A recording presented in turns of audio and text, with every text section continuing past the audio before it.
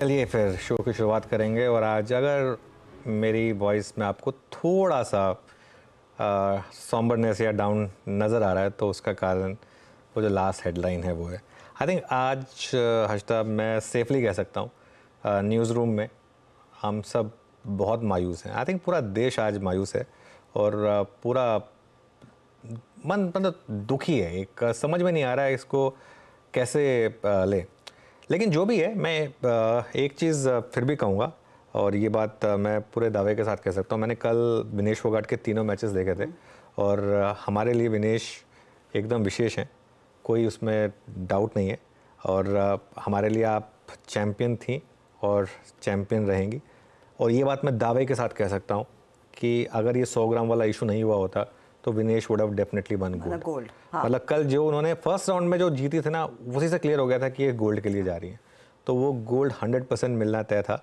और काफ़ी जो उन्होंने प्रदर्शन किया, इससे हमें नाज है आपके ऊपर और आगे के लिए ऑल द बेस्ट लाइफ में। लेकिन क्या होता है ना, कई बार जब ऐसी चीज़ें होती है तो देख के मन बहुत ख़राब होता है, क्योंकि विनेश फोगाट के साथ इतने सालों से जो हुआ है, एक पिछला साल काफी टफ था पिछला साल। और जो उससे पहले जो ओलंपिक में हुआ था, जो रियो ओलंपिक्स में हुआ था, तो उस हिसाब से एक मुझे ऐसा लग रहा था कि आज अगर ये जीत जाती तो आई थिंक ये इंडियन हिस्ट्री में अब शायद स्पोर्टिंग हिस्ट्री में शायद सबसे बड़ा एक इवेंट होता।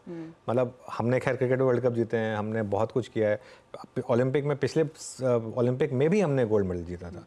लेकिन ये वाला गोल्ड मेडल ना कुछ खास होता अगर पहला इंडिविजुअल वुमेन गोल्ड, वो भी रेसलिंग जैसे स्पोर्ट में मिलता तो। लेकिन क्या करें, अब जो रूल है वो रूल है, टेक्निकल है भले ये बातें, लेकिन मन बहुत दुखी है। पर अनुज इतना अनफॉर्चुनेट है कि हम सब जानते हैं कि 100 ग्राम वजन की अब आपको समझ में आएगा कि एक एथलीट के लिए अहमियत क्या है।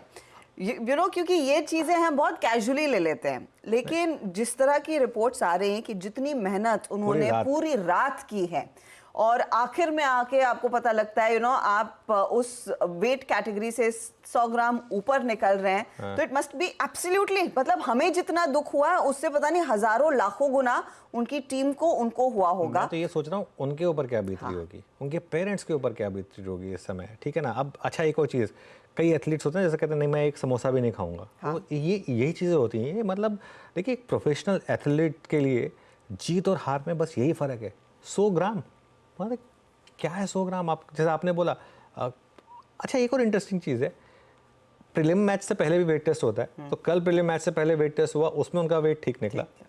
इस बार थोड़ा सा 100 ग्राम का हो रहेगा। मेरे को पता नहीं, मुझे लगता है कि शायद थोड़ा सा तो लीवे देना चाहिए था, कंसिडरिंग क्योंकि रात में गेम है। ऐसे नहीं है कि 2 घंटे में वो एग्जैक्टली तो थोड़ा सा मतलब वापस टेस्ट करते।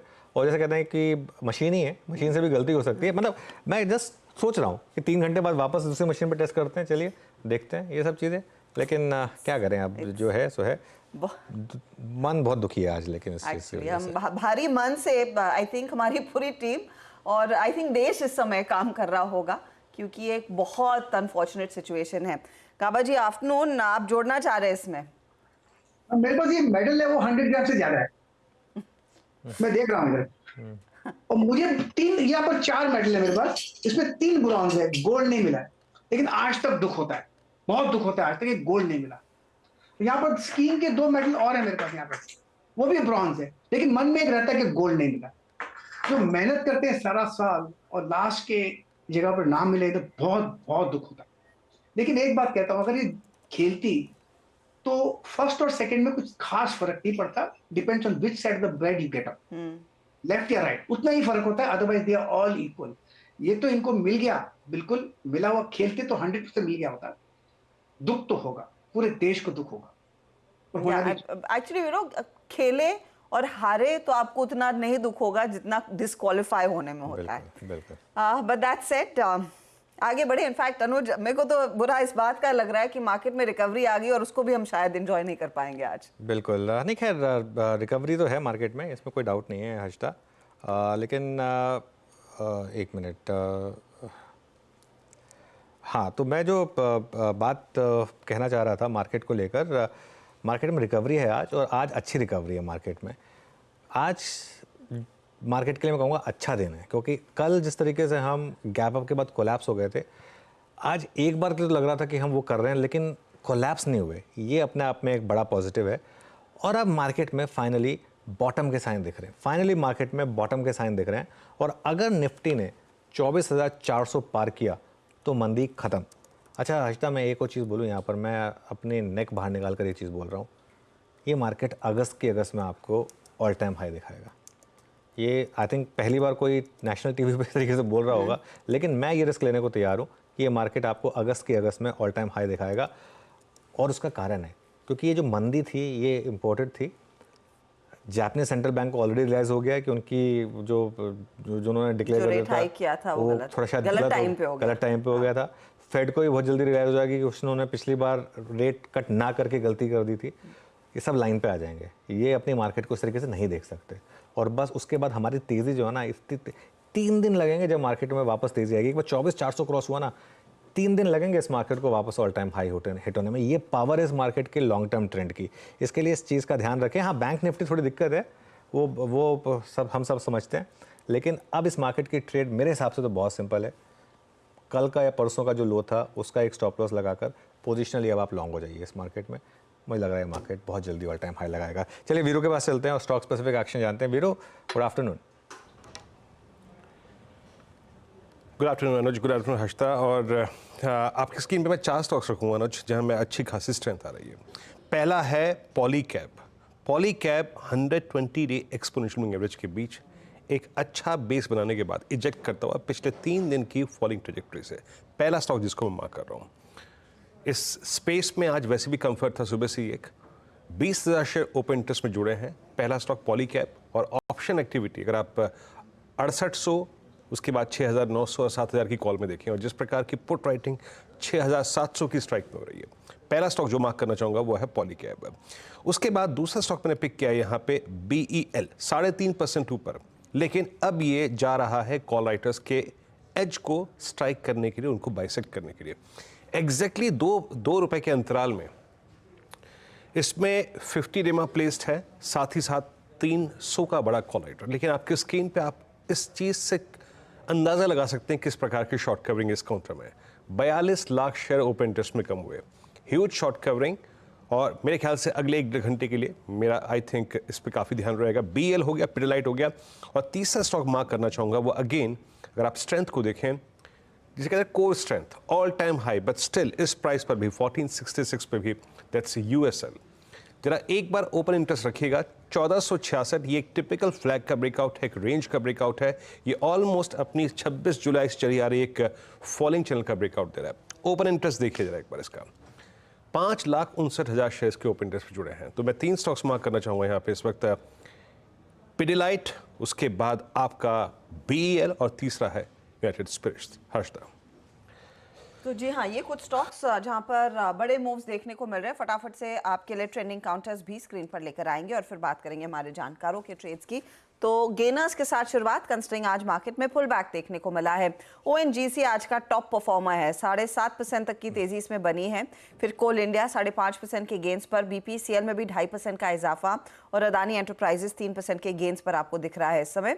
कमिंस इंडिया गाइडेंस जो कंपनी ने दिया है उसको देखकर मार्केट ने थम्स अप दिया। इसके साथ ही आप ABB देखिए जिसके नतीजे कल आएंगे। चंबल फर्टिलाइजर, GMR एयरपोर्ट, ये दूसरी तेजी वाले ट्रेड्स आज साबित हुए हैं। लेकिन मुनाफा वसूली भी दिखी है। टाटा पावर में, इंडसइंड बैंक में, LIC हाउसिंग में बिकवाली का ये तीसरा या चौथा सत्र रहेगा। और बाटा इंडिया एक और खराब परफॉर्मेंस Q3 में, तो वहां पर प्रेशर बनता दिखाई दिया है। साथ ही साथ फटाफट से लेकर आइएगा दूसरे ट्रेड्स जहां पर कुछ वीकनेस देखने को मिली है। लार्जली आप गौर करेंगे कि ऐसे कई पॉकेट्स हैं जहां पर सेल साइड की पोजीशंस बनती हुई आज साफ देखने को मिल रही हैं। चलिए आपके लिए लेकर आते हैं वो सारे जानकारों के नाम जो आज हमारा साथ दे रहे हैं। फंडामेंटल्स पर बात करेंगे जियोजीत फाइनेंशियल के गौरांग शाह से। टेक्निकल कॉल्स के लिए हमारे साथ प्रकाश काबा, मानस जायसवाल, राजेश सातपुते, चंदन तापड़िया, कविता जैन और विकास सालुंके हैं। 2:15 पर यतिन आपको सारे डिटेल देंगे कि कमिंस ने अपनी कॉन कॉल में क्या कहा और मार्केट को क्या पसंद आया है। 2:20 पर इंडिगो पेंट्स के नंबर्स पर बातचीत होगी कंपनी के MD हेमंत जलान से। 2:30 पर सुमित से जानेंगे आयशा मोटर्स, भारत फोर्ज और बायोकॉन क्या पेश कर सकता है अपने Q1 नंबर्स में। कंचन को भी जोड़ेंगे ये बताने के लिए कि एस्ट्रल और एबीबी से क्या उम्मीदें हैं। फिर 250 पर हमारे साथ इनक्रेड ऑल्टरनेट इन्वेस्टमेंट्स, ये प्राइवेट इक्विटी के मैनेजिंग पार्टनर और CIO विवेक सिंगला जुड़ेंगे। फिर यतिन को दोबारा जोड़ेंगे 3 बजे के आसपास डीलिंग रूम का जायजा लेने के लिए। 3:10 पर BTST STBT क्लोजिंग की रणनीति और क्लोज की तरफ बढ़ेंगे।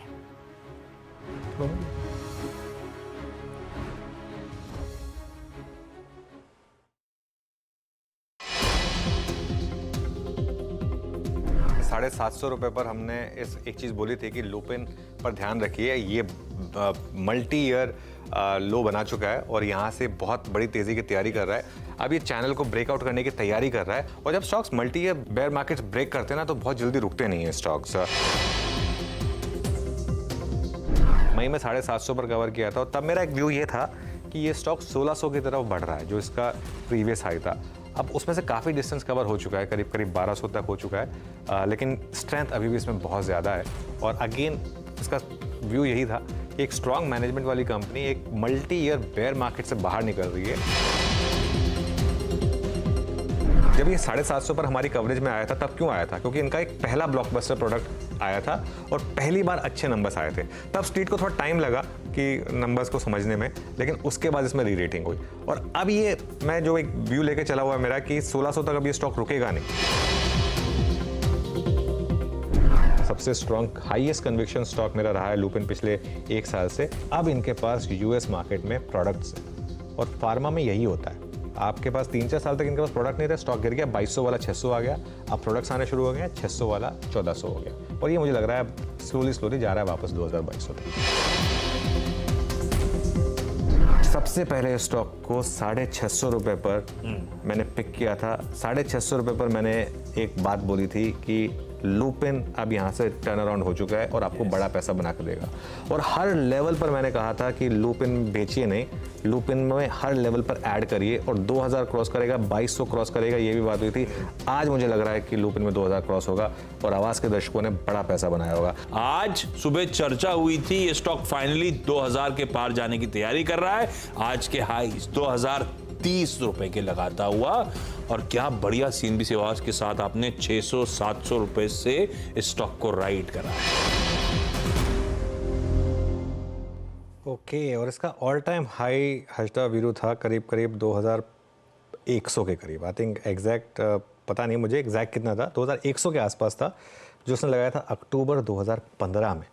अब ये उनके लिए जो पूछते हैं कि मार्केट में स्टॉक कहाँ तक जा सकते हैं, 2015 में इसने ऑल टाइम हाई लगाया था 2100 का और फाइनली 2000 पर आया 9 साल के बाद। और ये मैं इसलिए मतलब इसको थोड़ा आज रिविजिट करना ज़रूरी समझा क्योंकि एक थीसिस ज़्यादा इंपॉर्टेंट था। कॉल सही गई या गलत गई उससे इतना मुझे फ़र्क नहीं पड़ता। थीसिस जो था, थीसिस क्यों था? क्योंकि जब वो न्यूज़ आई थी, जब इनको पहला ब्लॉकबस्टर प्रोडक्ट का अप्रूवल मिला था, करीब 4 या 5 साल बाद पहला प्रोडक्ट आया था उसके बाद, और उसके बाद मैनेजमेंट की कमेंट्री और उसके बाद से आप अगले 3-4 क्वार्टर की अर्निंग्स देख लीजिए, ये इसी तरीके के फिनोमिनल मूव्स रहे हैं।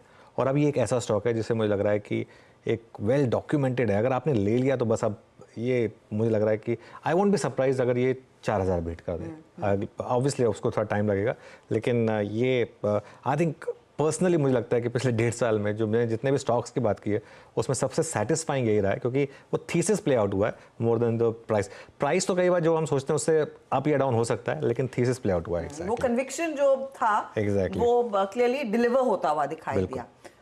तो कभी कभी हमें लगता है कि कंपनी को ऐसा करना चाहिए और कंपनी उससे बेहतर जब करने लगती है तब इस तरह के रिजल्ट्स आते हुए दिखाई देते हैं। और इस साल 51%, पिछले 2 सालों में 198% के गेन्स और पिछले 12 महीनों में 84% वो आपने देख लिया है।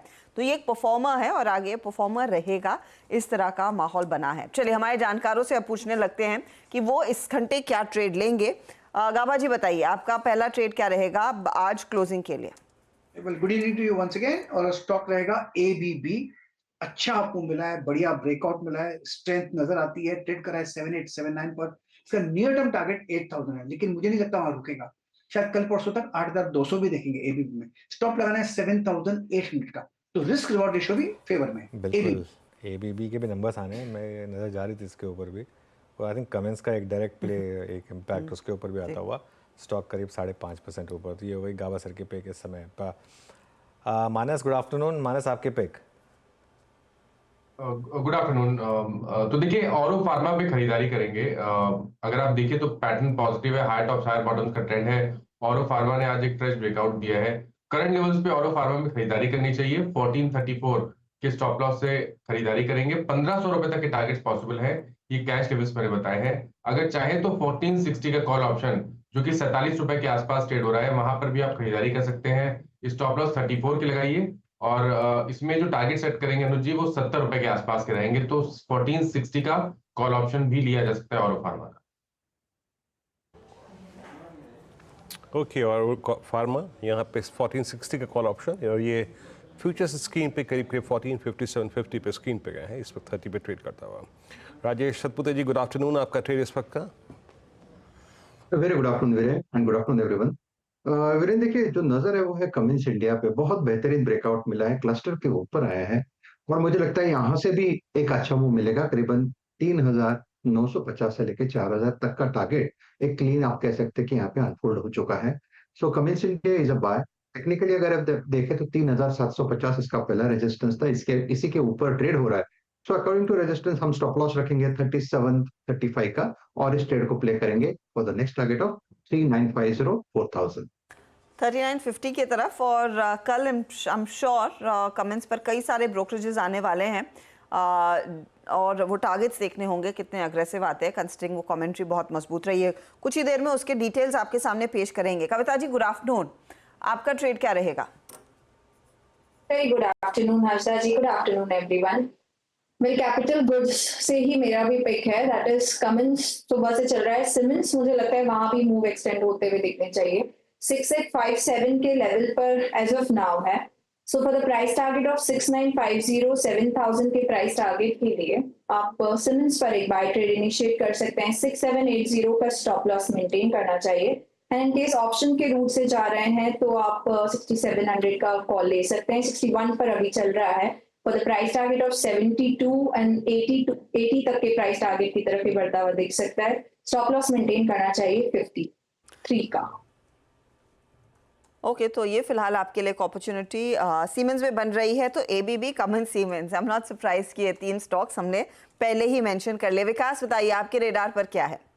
गुड आफ्टरनून हर्षदा जी और एवरीवन। देखो, जैसे वीरेंद्र जी ने भी कहा था कि यूनाइटेड स्पिरिट यहाँ पे मुझे स्ट्रांग लग रहा है। जो इसका एक ब्रेकआउट पॉइंट था वो आज यहाँ पे वापस देखने मिला है, तो मुझे लगता है एक अच्छा मूव यहाँ पे कंसीडर होते हुए देखने मिलेगा। जो भी मोमेंटम इंडिकेटर है यहाँ पे पॉजिटिव क्रॉस ओवर दिखा रहा है, तो मुझे लगता है 1520 के टारगेट के लिए यूनाइटेड स्पिरिट को यहाँ पे बाय करना है। नीचे में 1430 यहाँ पे इंपॉर्टेंट सपोर्ट आज इंट्राडे में हमने नोट डाउन किया, तो उस सपोर्ट स्पेस में बाय करना चाहिए। अपसाइड में मुझे लगता है 1520 1530 के आसपास एक अच्छा मोमेंटम कैरी करते हुए देखने मिलेगा। तो मेरा आज के लिए काउंटर है यूनाइटेड स्पिरिट। ओके, स्पिरिट्स 1462 पे करियर के हाईस पे ट्रेड करता हुआ।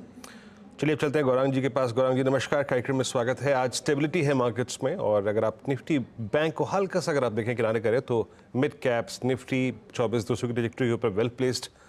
आप आज क्या चेस कर रहे हैं? अभी आपका कन्विक्शन क्या है इस वक्त का? धन्यवाद वीरेंद्र। तो चेस तो हम सोमवार से ही कर रहे हैं, क्योंकि मौका काफी था, और यही तर्क हमने तब से रखा हुआ है हमारे चैनल CNBC आवाज पर। सभी को प्रणाम और शुभ दिन हमारे तरफ से। तो कैपिटल गुड्स इंजीनियरिंग की बात हो रही थी, तो फिर मेरे हिसाब से जो इस क्षेत्र का बेताज और दिग्गज शेयर है वो है L&T, और जो नतीजे हमने देखे थे वीरेंद्र, उसके अनुमान और आकलन और आंकड़ों को तोड़ने के बाद जो लक्ष्यांक है वो 4200 के पार के किए हैं। ये मेरे ख्याल से साधारण से लक्ष्यांक है। हमें पूरा भरोसा है कि आने वाली तिमाही नतीजों में हमें बहुत ही उत्साह देखने मिलेगा, और वही उत्साह और भरोसे के आधार पर इस लक्ष्यांक को ऊपर की तरफ के लेके जाएंगे। लेकिन फिलहाल 4200 का लक्ष्यांक। ओके, 4200 का लक्ष्य यहाँ पे आपका 3630 के ऊपर अगर आप देखें आपका यहाँ पे L&T पे आता हुआ। L&T एक बार स्क्रीन पे देखिए आइए। L&T चार्ट पे रखिएगा। एल का प्राइस है इट्स 3629। थोड़ा बात करते हैं कि एग्जैक्टली अनुज, अगर ये फीलिंग आ रही है कि बाजार इस प्राइस पे एक बॉटम क्रिएट करने की कोशिश, आई थिंक अभी मैं अनुज से बात करूंगा इसी प्राइस पे, लेकिन एक काम करते हैं, मैं थोड़ा सा एल को किनारे करके एक बार लेके आइएगा आप HAL डिफेंस स्पेस में। और जो मैंने स्टॉक मार्क किया था BEL में मैं क्या महसूस कर रहा था कि ये 300 की ट्रैजेक्टरी पार कर रहा है। पहले एक तरफ रखिएगा HAL पुल बैक जनरेट कर रहा है 100 डे एक्सपोनेंशियल मूविंग एवरेज से, और BEL अब 300 का प्राइस करता हुआ, मैंने कितने पे टिप्पणी की थी, 298 रुपये 20 पैसे, अब हो गया 299 रुपये 50 पैसे। राजेश जी, 300 ऑलमोस्ट एज कटने वाला है, BEL पे आपका टेक क्या है? कोई ट्रेड पॉसिबल लग रहा है आपको यहाँ पे? वीरेंद्र जी, BEL की अगर आप देखें तो मुझे लगता है कि जिस तरह से ये रिवर्स हो रहा है लोअर लेवल से, आर्ली चार्ट पे जाते हैं तो आपको पॉजिटिव डाइवर्जेंस दिखता है, तो यहाँ पे एक स्विंग ट्रेड मिल रहा है जिसका इनिशियल टारगेट मुझे लगता है वीरेंद्र जी करीबन 308, और वो निकल गया तो 315। तो यहाँ पे बाय साइड का ही ट्रेड बनाइए, 300 के ऊपर शॉर्ट कवरिंग होनी चाहिए। स्टॉप लॉस जो होगा हमारा वो रहेगा 295 का। ओके, BEL 299.65 स्ट्राइक करता हुआ डे हाई पर। ये स्क्रीन पे ही अगर आप देखें बहुत अच्छा प्ले हुआ है। मैं यहाँ पे शुरू में ही 2-3 स्टॉक्स मार्क कर देता हूँ क्योंकि निफ्टी में एक पुल बैक आ रहा है। Nifty it's now 24274। एक बार इंडियन होटल्स रखिएगा स्क्रीन पे। इंडियन होटल्स मेरे स्क्रीन पे जिन काउंटर्स में पुल बैक आ रहा है और OI एडिशंस हो रहे हैं उसमें ये भी शामिल है। Now it's 619.25। एक बार के लिए कविता जी स्ट्रेट को देखिएगा 619.50 एग्जैक्टली इस प्राइस पे अपना 20 डे एक्सपोनेंशियल मूविंग एवरेज पार करता हुआ, और ये जो फॉलिंग आई थिंक ट्रैजेक्टरी थी 26 जुलाई से जो मेंटेन कर रहा था, आज वो अरेस्ट हुई है। इस पर आपका टेक, स्पेशली क्लोजिंग में अगर एक स्विंग ट्रेड करना हो तो? वीरेंद्र जी, एज एक 10-20 रेमा इसका एग्जैक्टली यही प्लेस्ड है। डे पर्सपेक्टिव से मुझे लगता है ये स्विंग जो है वो अप टू 629-635 तक एक्सटेंड होता हुआ दिख सकता है। सो ऑलरेडी अगर पोजीशन करी है तो 614 के स्टॉप लॉस के साथ मेंटेन करना चाहिए, and this swing can move up to 635 level.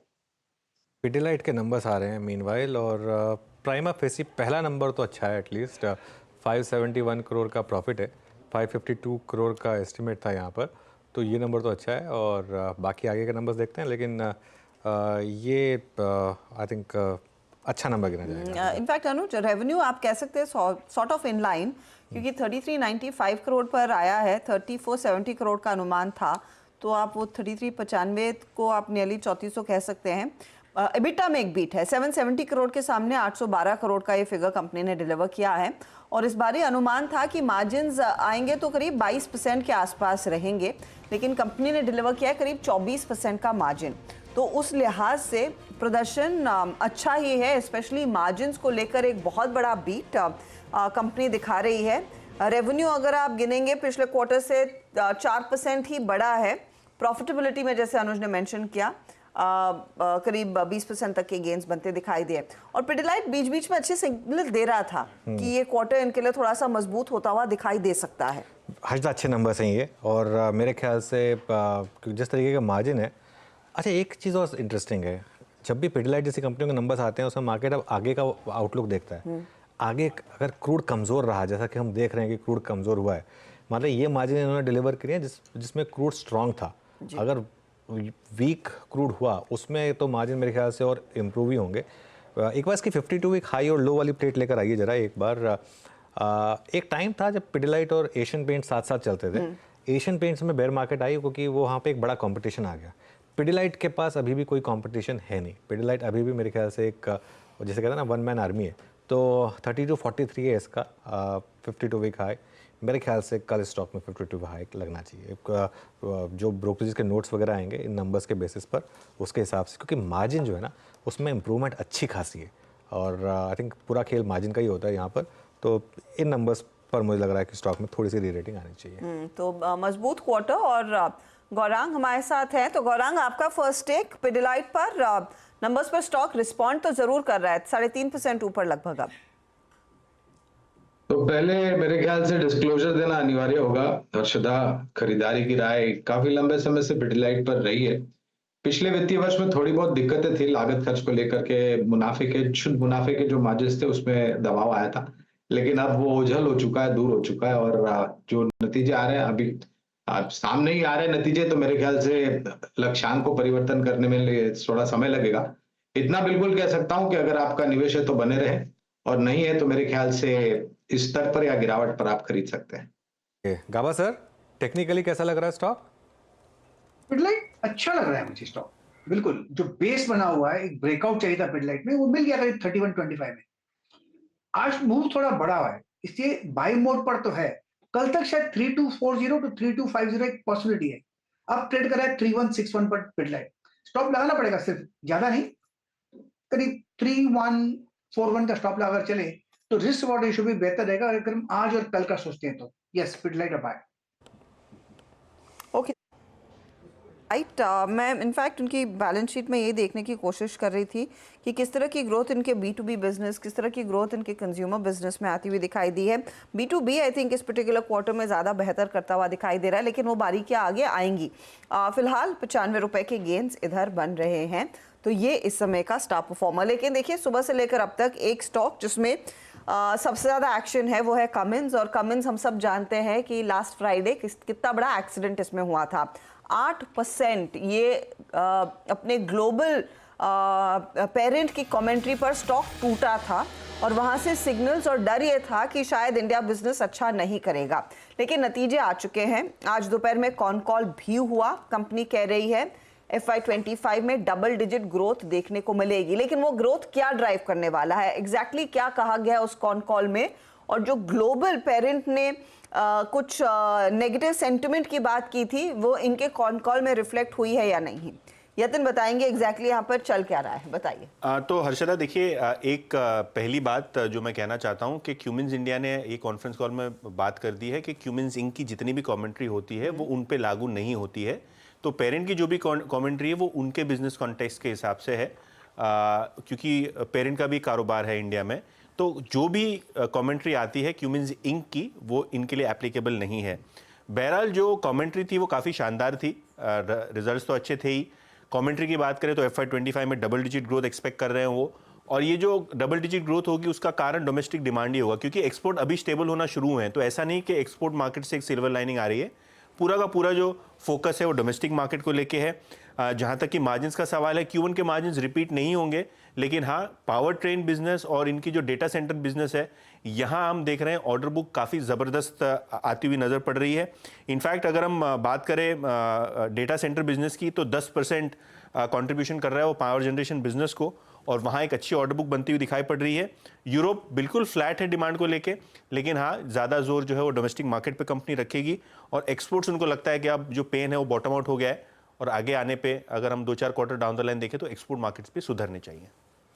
Okay, बिल्कुल यतिन, बहुत बहुत शुक्रिया। Gurang sir, good afternoon. Coverage है क्या कमेंट्स पर, और आप किस तरीके से देख रहे हैं स्टॉक को? कवरेज बिल्कुल है अनुज भाई, और मेरे ख्याल से ये पूरा क्षेत्र जो है कैपिटल गुड्स इंजीनियरिंग का आने वाले भविष्य में बहुत बेहतरीन तरीके से चहकता हुआ नजर आएगा, और मेरे ख्याल से लोगों की नजर में भी रहेगा। एक कारण ये है कि जिस प्रकार से विस्तार योजना होनी है अनुज भाई, ऑर्डर बुक तो ये सब कुछ चुनिंदा कंपनियां हैं, जैसे कमिंस है, एबीबी है, सीमेंस है, एलएनटी है, केसी इंटरनेशनल है, इंजीनियर्स इंडिया जैसी कंपनियां हैं। इन सब की ऑर्डर बुक्स अगर आप देखने जाए तो बहुत ही सक्षम और मजबूत है, और नतीजों में सुधार होगा क्योंकि ऑर्डर बुक एग्जीक्यूट होगी जमीनी स्तर पर। तो मेरे ख्याल से कैपिटल गुड्स इंजीनियरिंग को आपको बिल्कुल नजरअंदाज नहीं करना चाहिए। मानस, टेक्निकली कैसा लग रहा है आपको स्टॉक?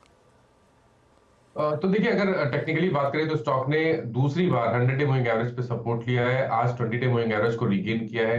मेरा तो समझना है कि जो पिछला हाई 4050 के आसपास था, स्टॉक उसको टच करने की कोशिश करेगा। तो अगर एक ट्रेड लेना होगा तो वो लॉन्ग साइड पे होगा, 3600 के स्टॉप लॉस से खरीदारी करिए, 4050 तक के टारगेट्स पॉसिबल है। ओके, कमेंट्स करीब 3764 पे भी कैपिटल गुड्स को लेकर डिस्कशन हुआ, एक बार एलएनटी जिक्र में हुआ, कमेंट्स सीमेंस कॉल्स में शामिल था। मीनवाइल वो जो हमने एक ट्रेड पिक किया था, जरा आप लेके आइए इंडियन होटल्स का। फिर कविता जी से मैंने बात भी करी, 620 का आप करीब 622 डे हाई पर, और ये इसलिए मैं कह रहा हूँ क्योंकि इंटरडे चार्ट्स पे और जो शॉर्ट टर्म चार्ट्स होते हैं उन पे क्या खूबसूरत ब्रेकआउट था और वो ट्रेड अब अच्छा करता हुआ। मीनवाइल एक स्टॉक लेके आई है फार्मा स्पेस से, सिंजन 840 860, और ये अभी अभी अपने करियर के हाई को टच करने जा रहा है। वो जो परसिस्ट करता है चार्ट्स पे, जोन था करीब करीब 4 अक्टूबर का। विकास, मेरे ख्याल से एक और बेहतरीन ब्रेकआउट जो कि स्क्रीन पे विजिबल है, सिंजन जरा 850 की कॉल रखेंगे स्क्रीन पे, जरा इसकी 850 की कॉल हो या फिर 860 जो भी अवेलेबल हो। विकास, इस ब्रेकआउट को क्या प्ले करना चाहिए? एक तो डिफेंसिव मूव अच्छा देता हुआ, बात करते करते 849 कैसे चेस करें इस पर सिंजन को? जी हाँ, ये से इसका जो ऑल टाइम हाई था उसको ये ब्रेक करने के पॉइंट पे ऑलमोस्ट ये पहुंच रहा है। 860 उसका एक इम्पोर्टेंट ब्रेकआउट पॉइंट है। जैसे ये ब्रेक करेगा मुझे लगता है यहाँ से एक अच्छा अपमूव देखने मिलेगा। हालांकि लास्ट पूरे वीक में अगर इसको देखोगे तो 2-3 वीक से एक अच्छा वॉल्यूम के साथ इसमें ब्रेकआउट पॉइंट देखने मिल रहा था, जब वो नीचे के डाउनवर्ड ट्रेंड लाइन का ब्रेकआउट देखने मिला था।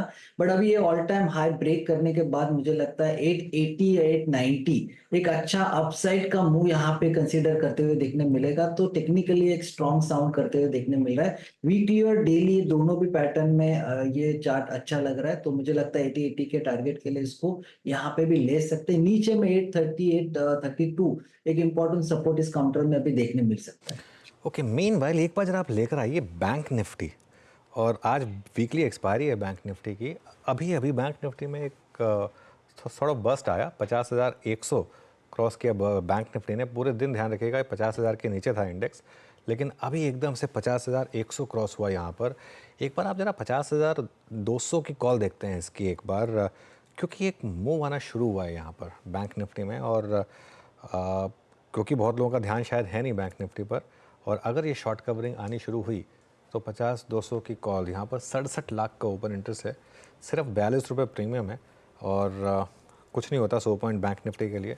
अगर ये आ गए 100 पॉइंट तो ये एक इंटरेस्टिंग प्ले हो सकता है आज प्योरली शॉर्ट कवरिंग के हिसाब से। एक रीज़न ये भी है क्योंकि निफ्टी वापस 24,300 पे आने की कोशिश कर रहा है। Mid cap index day high पर आया, एडवांस डिक्लाइन बहुत स्ट्रांग है हर्षदा। मेरा ये मानना है कि आज के प्राइस पैटर्न ने बहुत हद तक मार्केट का बॉटम बना दिया है। कल ही बन गया था वैसे तो, कल का लो और कल का हाई परसों के लो और परसों के हाई से बेटर था, लेकिन आज का प्राइस पैटर्न एक कंफर्मेशन दे रहा है कि शायद निफ्टी में तो लो बन ही गया है, निफ्टी में तो बॉटम बन ही गया है, बैंक निफ्टी में बना है नहीं बना है ये थोड़ा इंटरेस्टिंग हुआ। दिक्कत यही है कि ये टिकता नहीं है, लेकिन अगर टिक गया एक बार 50-200 के ऊपर तो बड़ा मूव आएगा। अब अनुज, लेकिन जिस तरह का मूव अब HDFC बैंक दे रहा है, जो आपका स्टेट बैंक ऑफ इंडिया कर रहा है, जो ICICI बैंक इस समय करने लगा है, वो आई एम श्योर कन्विक्शन बढ़ाएगा कि उन लेवल्स में ये, क्योंकि 3 इंपॉर्टेंट पिलर्स हैं जो मार्केट को उधर ले जा सकते हैं। बिल्कुल 100% HDFC bank, ICICI bank plus SBI का कॉम्बिनेशन, आई थिंक अगर चलना है बैंक निफ्टी को तो ये परफेक्ट प्लेस है यहाँ से चलने के लिए। ऑल्सो कंसिडरिंग कि देखिए अगर इंडेक्स वीक भी है, वन डायरेक्शन मतलब वन वे नहीं करेगा, बीच बीच में थोड़े शॉर्ट कवरिंग रैलीज, थोड़ी ये सब चीज़ें आएंगी। और जैसा आपने बोला जिस तरीके से ये स्टॉक्स चले, आज मार्केट का प्राइस पैटर्न बहुत अच्छा है। आज मुझे एक लग रहा है कि मार्केट ने एक बॉटम बना दिया, और मुझे कन्विक्शन जो मेरी आ रही है कि अगस्त में आप ऑल टाइम हाई देखेंगे इस मार्केट में। तो अब ये देखिए वो स्ट्रॉन्ग कन्विक्शन, और अब इन स्टॉक्स में भी वो हरकत आती हुई साफ दिखाई दे रही है। निफ्टी बैंक पर नजरें रखिएगा, जैसे अनुज मेंशन भी कर रहे थे। इन 1-2 बैंक्स पर एक व्यू ले लेते हैं, और फिर इंडिगो पेंट्स का मैनेजमेंट हमारे साथ जुड़ा हुआ है तो उनसे भी बात करेंगे। राजेश सातपुते, SBI इस समय फटाफट से इस पर नजर डाल के बताइए, क्योंकि ये और ICICI बैंक और HDFC जैसे हम मेंशन कर रहे थे, इनकी बहुत बड़ी भूमिका रही है इस पूरी रिकवरी में, आज की रिकवरी में। SBI इस समय क्या एक नए सौदे के लिए तैयार है? 808 पर क्या नई खरीदारी की जा सकती है? आई थिंक करनी चाहिए, क्योंकि देखिए SBI में अगर आप देखें तो पिछले 5 दिनों से करेक्शन हुआ है, and it has landed exactly on it's 100 day में 800 का लेवल भी टेस्ट हुआ है, तो यहीं से एक रिकवरी आ रही है। तो 800 पुट राइटर अभी भी खड़ा है स्ट्रांगली। तो मुझे लगता है कॉन्ट्रा ट्रेड यहाँ पे बनता है, जिसका पहला टारगेट अगर प्योर स्विंग ट्रेड की बात करें 822 पहला टारगेट होगा, वो निकल जाए तो 835 तक की जगह बनेगी। तो it's a buy in SBI। Stop loss होगा आपका डेज लो का 802 का फ्यूचर में, बाय इन SBI। चलिए अब थोड़ा नंबर्स डिस्कस करते हैं। पहली तिमाही में इंडिगो पेंट्स के नंबर्स थोड़े वीक रहे, कंपनी का मुनाफा 15% घटा है, मार्जिन में भी करीब 2% की कमी आई है, हालांकि रेवेन्यू में 8% की तेज़ी रही है। इस पर बातचीत करने के लिए हमारे साथ इंडिगो पेंट्स के मैनेजिंग डायरेक्टर हेमंत जालान जुड़े हैं। हेमंत जी, गुड आफ्टरनून। क्या ये कहना सही होगा कि जो बड़ा कंपटीशन आया पेंट इंडस्ट्री में, उसने इंडस्ट्री के डायनामिक्स कुछ हद तक बदल दिए? बिल्कुल भी नहीं चाहिए। अभी तक तो कोई प्रभाव किसी नए तो आपके नंबर्स में क्यों मार्जिन्स में इतना कमी और प्रॉफिट नीचे आ रहा है? ओवरऑल डिमांड सेंटिमेंट खराब रहे कंज्यूमर सेक्टर में और पेंट्स में, तो सारे कंपनीज के आप देखेंगे कि आय में नेगेटिव ग्रोथ हुआ है।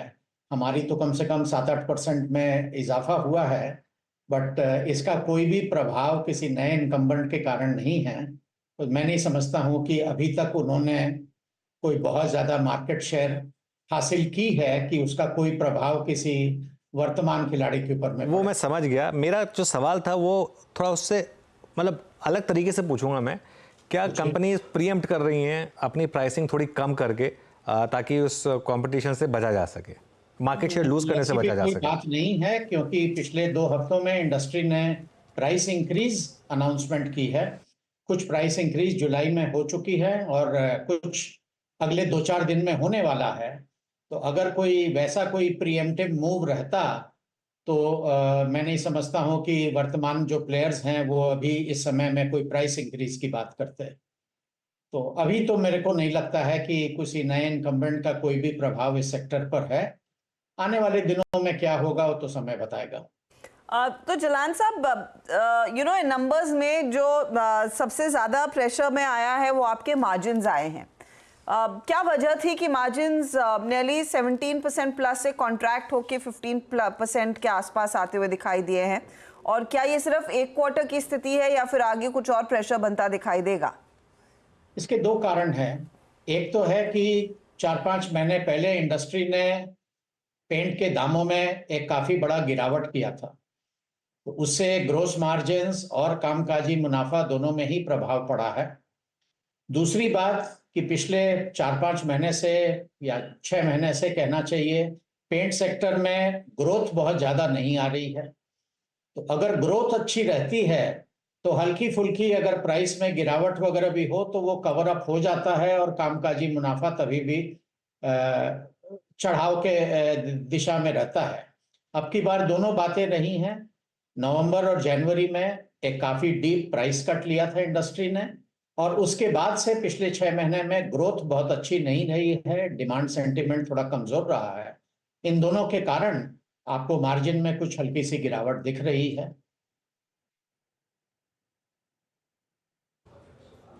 ओके, तो सर एग्जैक्टली जो आगे के 2 क्वार्टर्स हैं उसमें आप मार्जिन्स की ट्रैजेक्टरी देखते क्या है? 2 बातों को मद्देनजर रखते हुए आपने कहा कि दो ट्रांचेस में आपने रेट मतलब प्राइस हाइक लिया, बट एक ऑन द कॉन्ट्री एक और चीज़ हुई है कि आपकी मैन पावर कॉस्ट में सब्सटेंशियल 23 से 24% का हाइक है, और थोड़ा और डिमांड सिनेरियो को देखते हुए, प्राइसिंग के आगे बढ़ने के स्कोप को देखते हुए अगले 2 क्वार्टर्स के लिए कंफर्टेबल मार्जिन ट्रैजेक्टरी क्या होगी? उसके बाद किसी और मुद्दे पे बात करूँगा। देखिए, जो दूसरा त्रिमाही होता है क्वार्टर 2, उसके अंदर में प्रोडक्ट मिक्स की थोड़ी डिटेरियोरेशन हर साल होती है, क्योंकि बरसात के महीने में बाहर का जो पेंटिंग है वो कमजोर हो जाता है, और कई ऐसे प्रोडक्ट्स हैं जो हाई मार्जिन आइटम्स रहते हैं, इनकी सेल इस दूसरे त्रिमाही में हर साल ही थोड़ी कमजोर रहती है। इसलिए ग्रोस मार्जिन में और एबिटा मार्जिन्स के अंदर में हल्की सी गिरावट Q2 में हर साल आती है। बट बात यह है कि वो जो गिरावट है, जो एक स्वाभाविक वातावरण या कह लीजिए क्लाइमेटिक रीजन से होता है, उसके बावजूद अगर डिमांड में वापस कुछ तेजी आ जाए तो मैं समझता हूं कि ओवरऑल एबिटा मार्जिन्स के अंदर में अच्छी खासी गेन देखने को मिल सकती है। जुलाई का महीना काफी अच्छा गया है हम लोग के लिए, बहुत अच्छा इजाफा हुआ है हमारे सेल्स में जुलाई में, पिछले साल के जुलाई के मुकाबले। अब ये अगस्त और सितंबर में कायम रहता है या नहीं रहता है, ये तो समय बताएगा, देखना पड़ेगा। उम्मीद करते हैं कि ये डिमांड सिनेरियो कायम रहे और वापस इंडस्ट्री में जिस तरह की ग्रोथ रहती थी वापस आ जाए, तो हम सबके प्रॉफिटेबिलिटी के लिए बहुत अच्छा रहेगा। प्राइस में तो ऑलरेडी 2% का इजाफा हो चुका है, और मैं नहीं समझता हूं कि अगले 1-2 महीने में और ज्यादा प्राइस में बढ़ोतरी की संभावना है। दिवाली के बाद रॉ मटेरियल के कीमत को देखते हुए इंडस्ट्री जो भी फैसला करे। ओके अच्छा सर, ये दिवाली तक यानी फेस्टिवल सीजन जब तक कमेंस हो तब तक क्या आपने यानी इस पॉसिबल रनिंग क्वार्टर और अगले क्वार्टर में भी आप अपने एडवर्टीजमेंट स्पेंड्स को क्या हायर लेवल्स पे रखेंगे और क्या ये थोड़ा सा यहाँ से और बढ़ सकते हैं? इसका मैं एडवर्टीजमेंट स्पेंड्स कयास तो लगा जो सकता हमारे रहते हैं एक सीजनल पैटर्न में। नॉर्मली बरसात के महीने में पेंट कंपनियां अधिकतर इश्तहार में नहीं विश्वास करती है, बिकॉज पेंटिंग साइकिल थोड़ा लो में रहता है। सितंबर से मेरे समझ में वापस विज्ञापन का दौर शुरू होगा, और वो जो दौर शुरू होता है सितंबर से वो मार्च अप्रैल तक कंटिन्यूअसली चलता है। तो अगर पिछले साल के मुकाबले देखें तो ओवरऑल हमारे एडवर्टाइजिंग स्पेंड्स में हल्का फुल्का इजाफा हो सकता है, बहुत ज़्यादा नहीं होगा एब्सोल्यूट अमाउंट्स में। As a percentage of top line तो हल्की सी गिरावट ही नजर आएगी।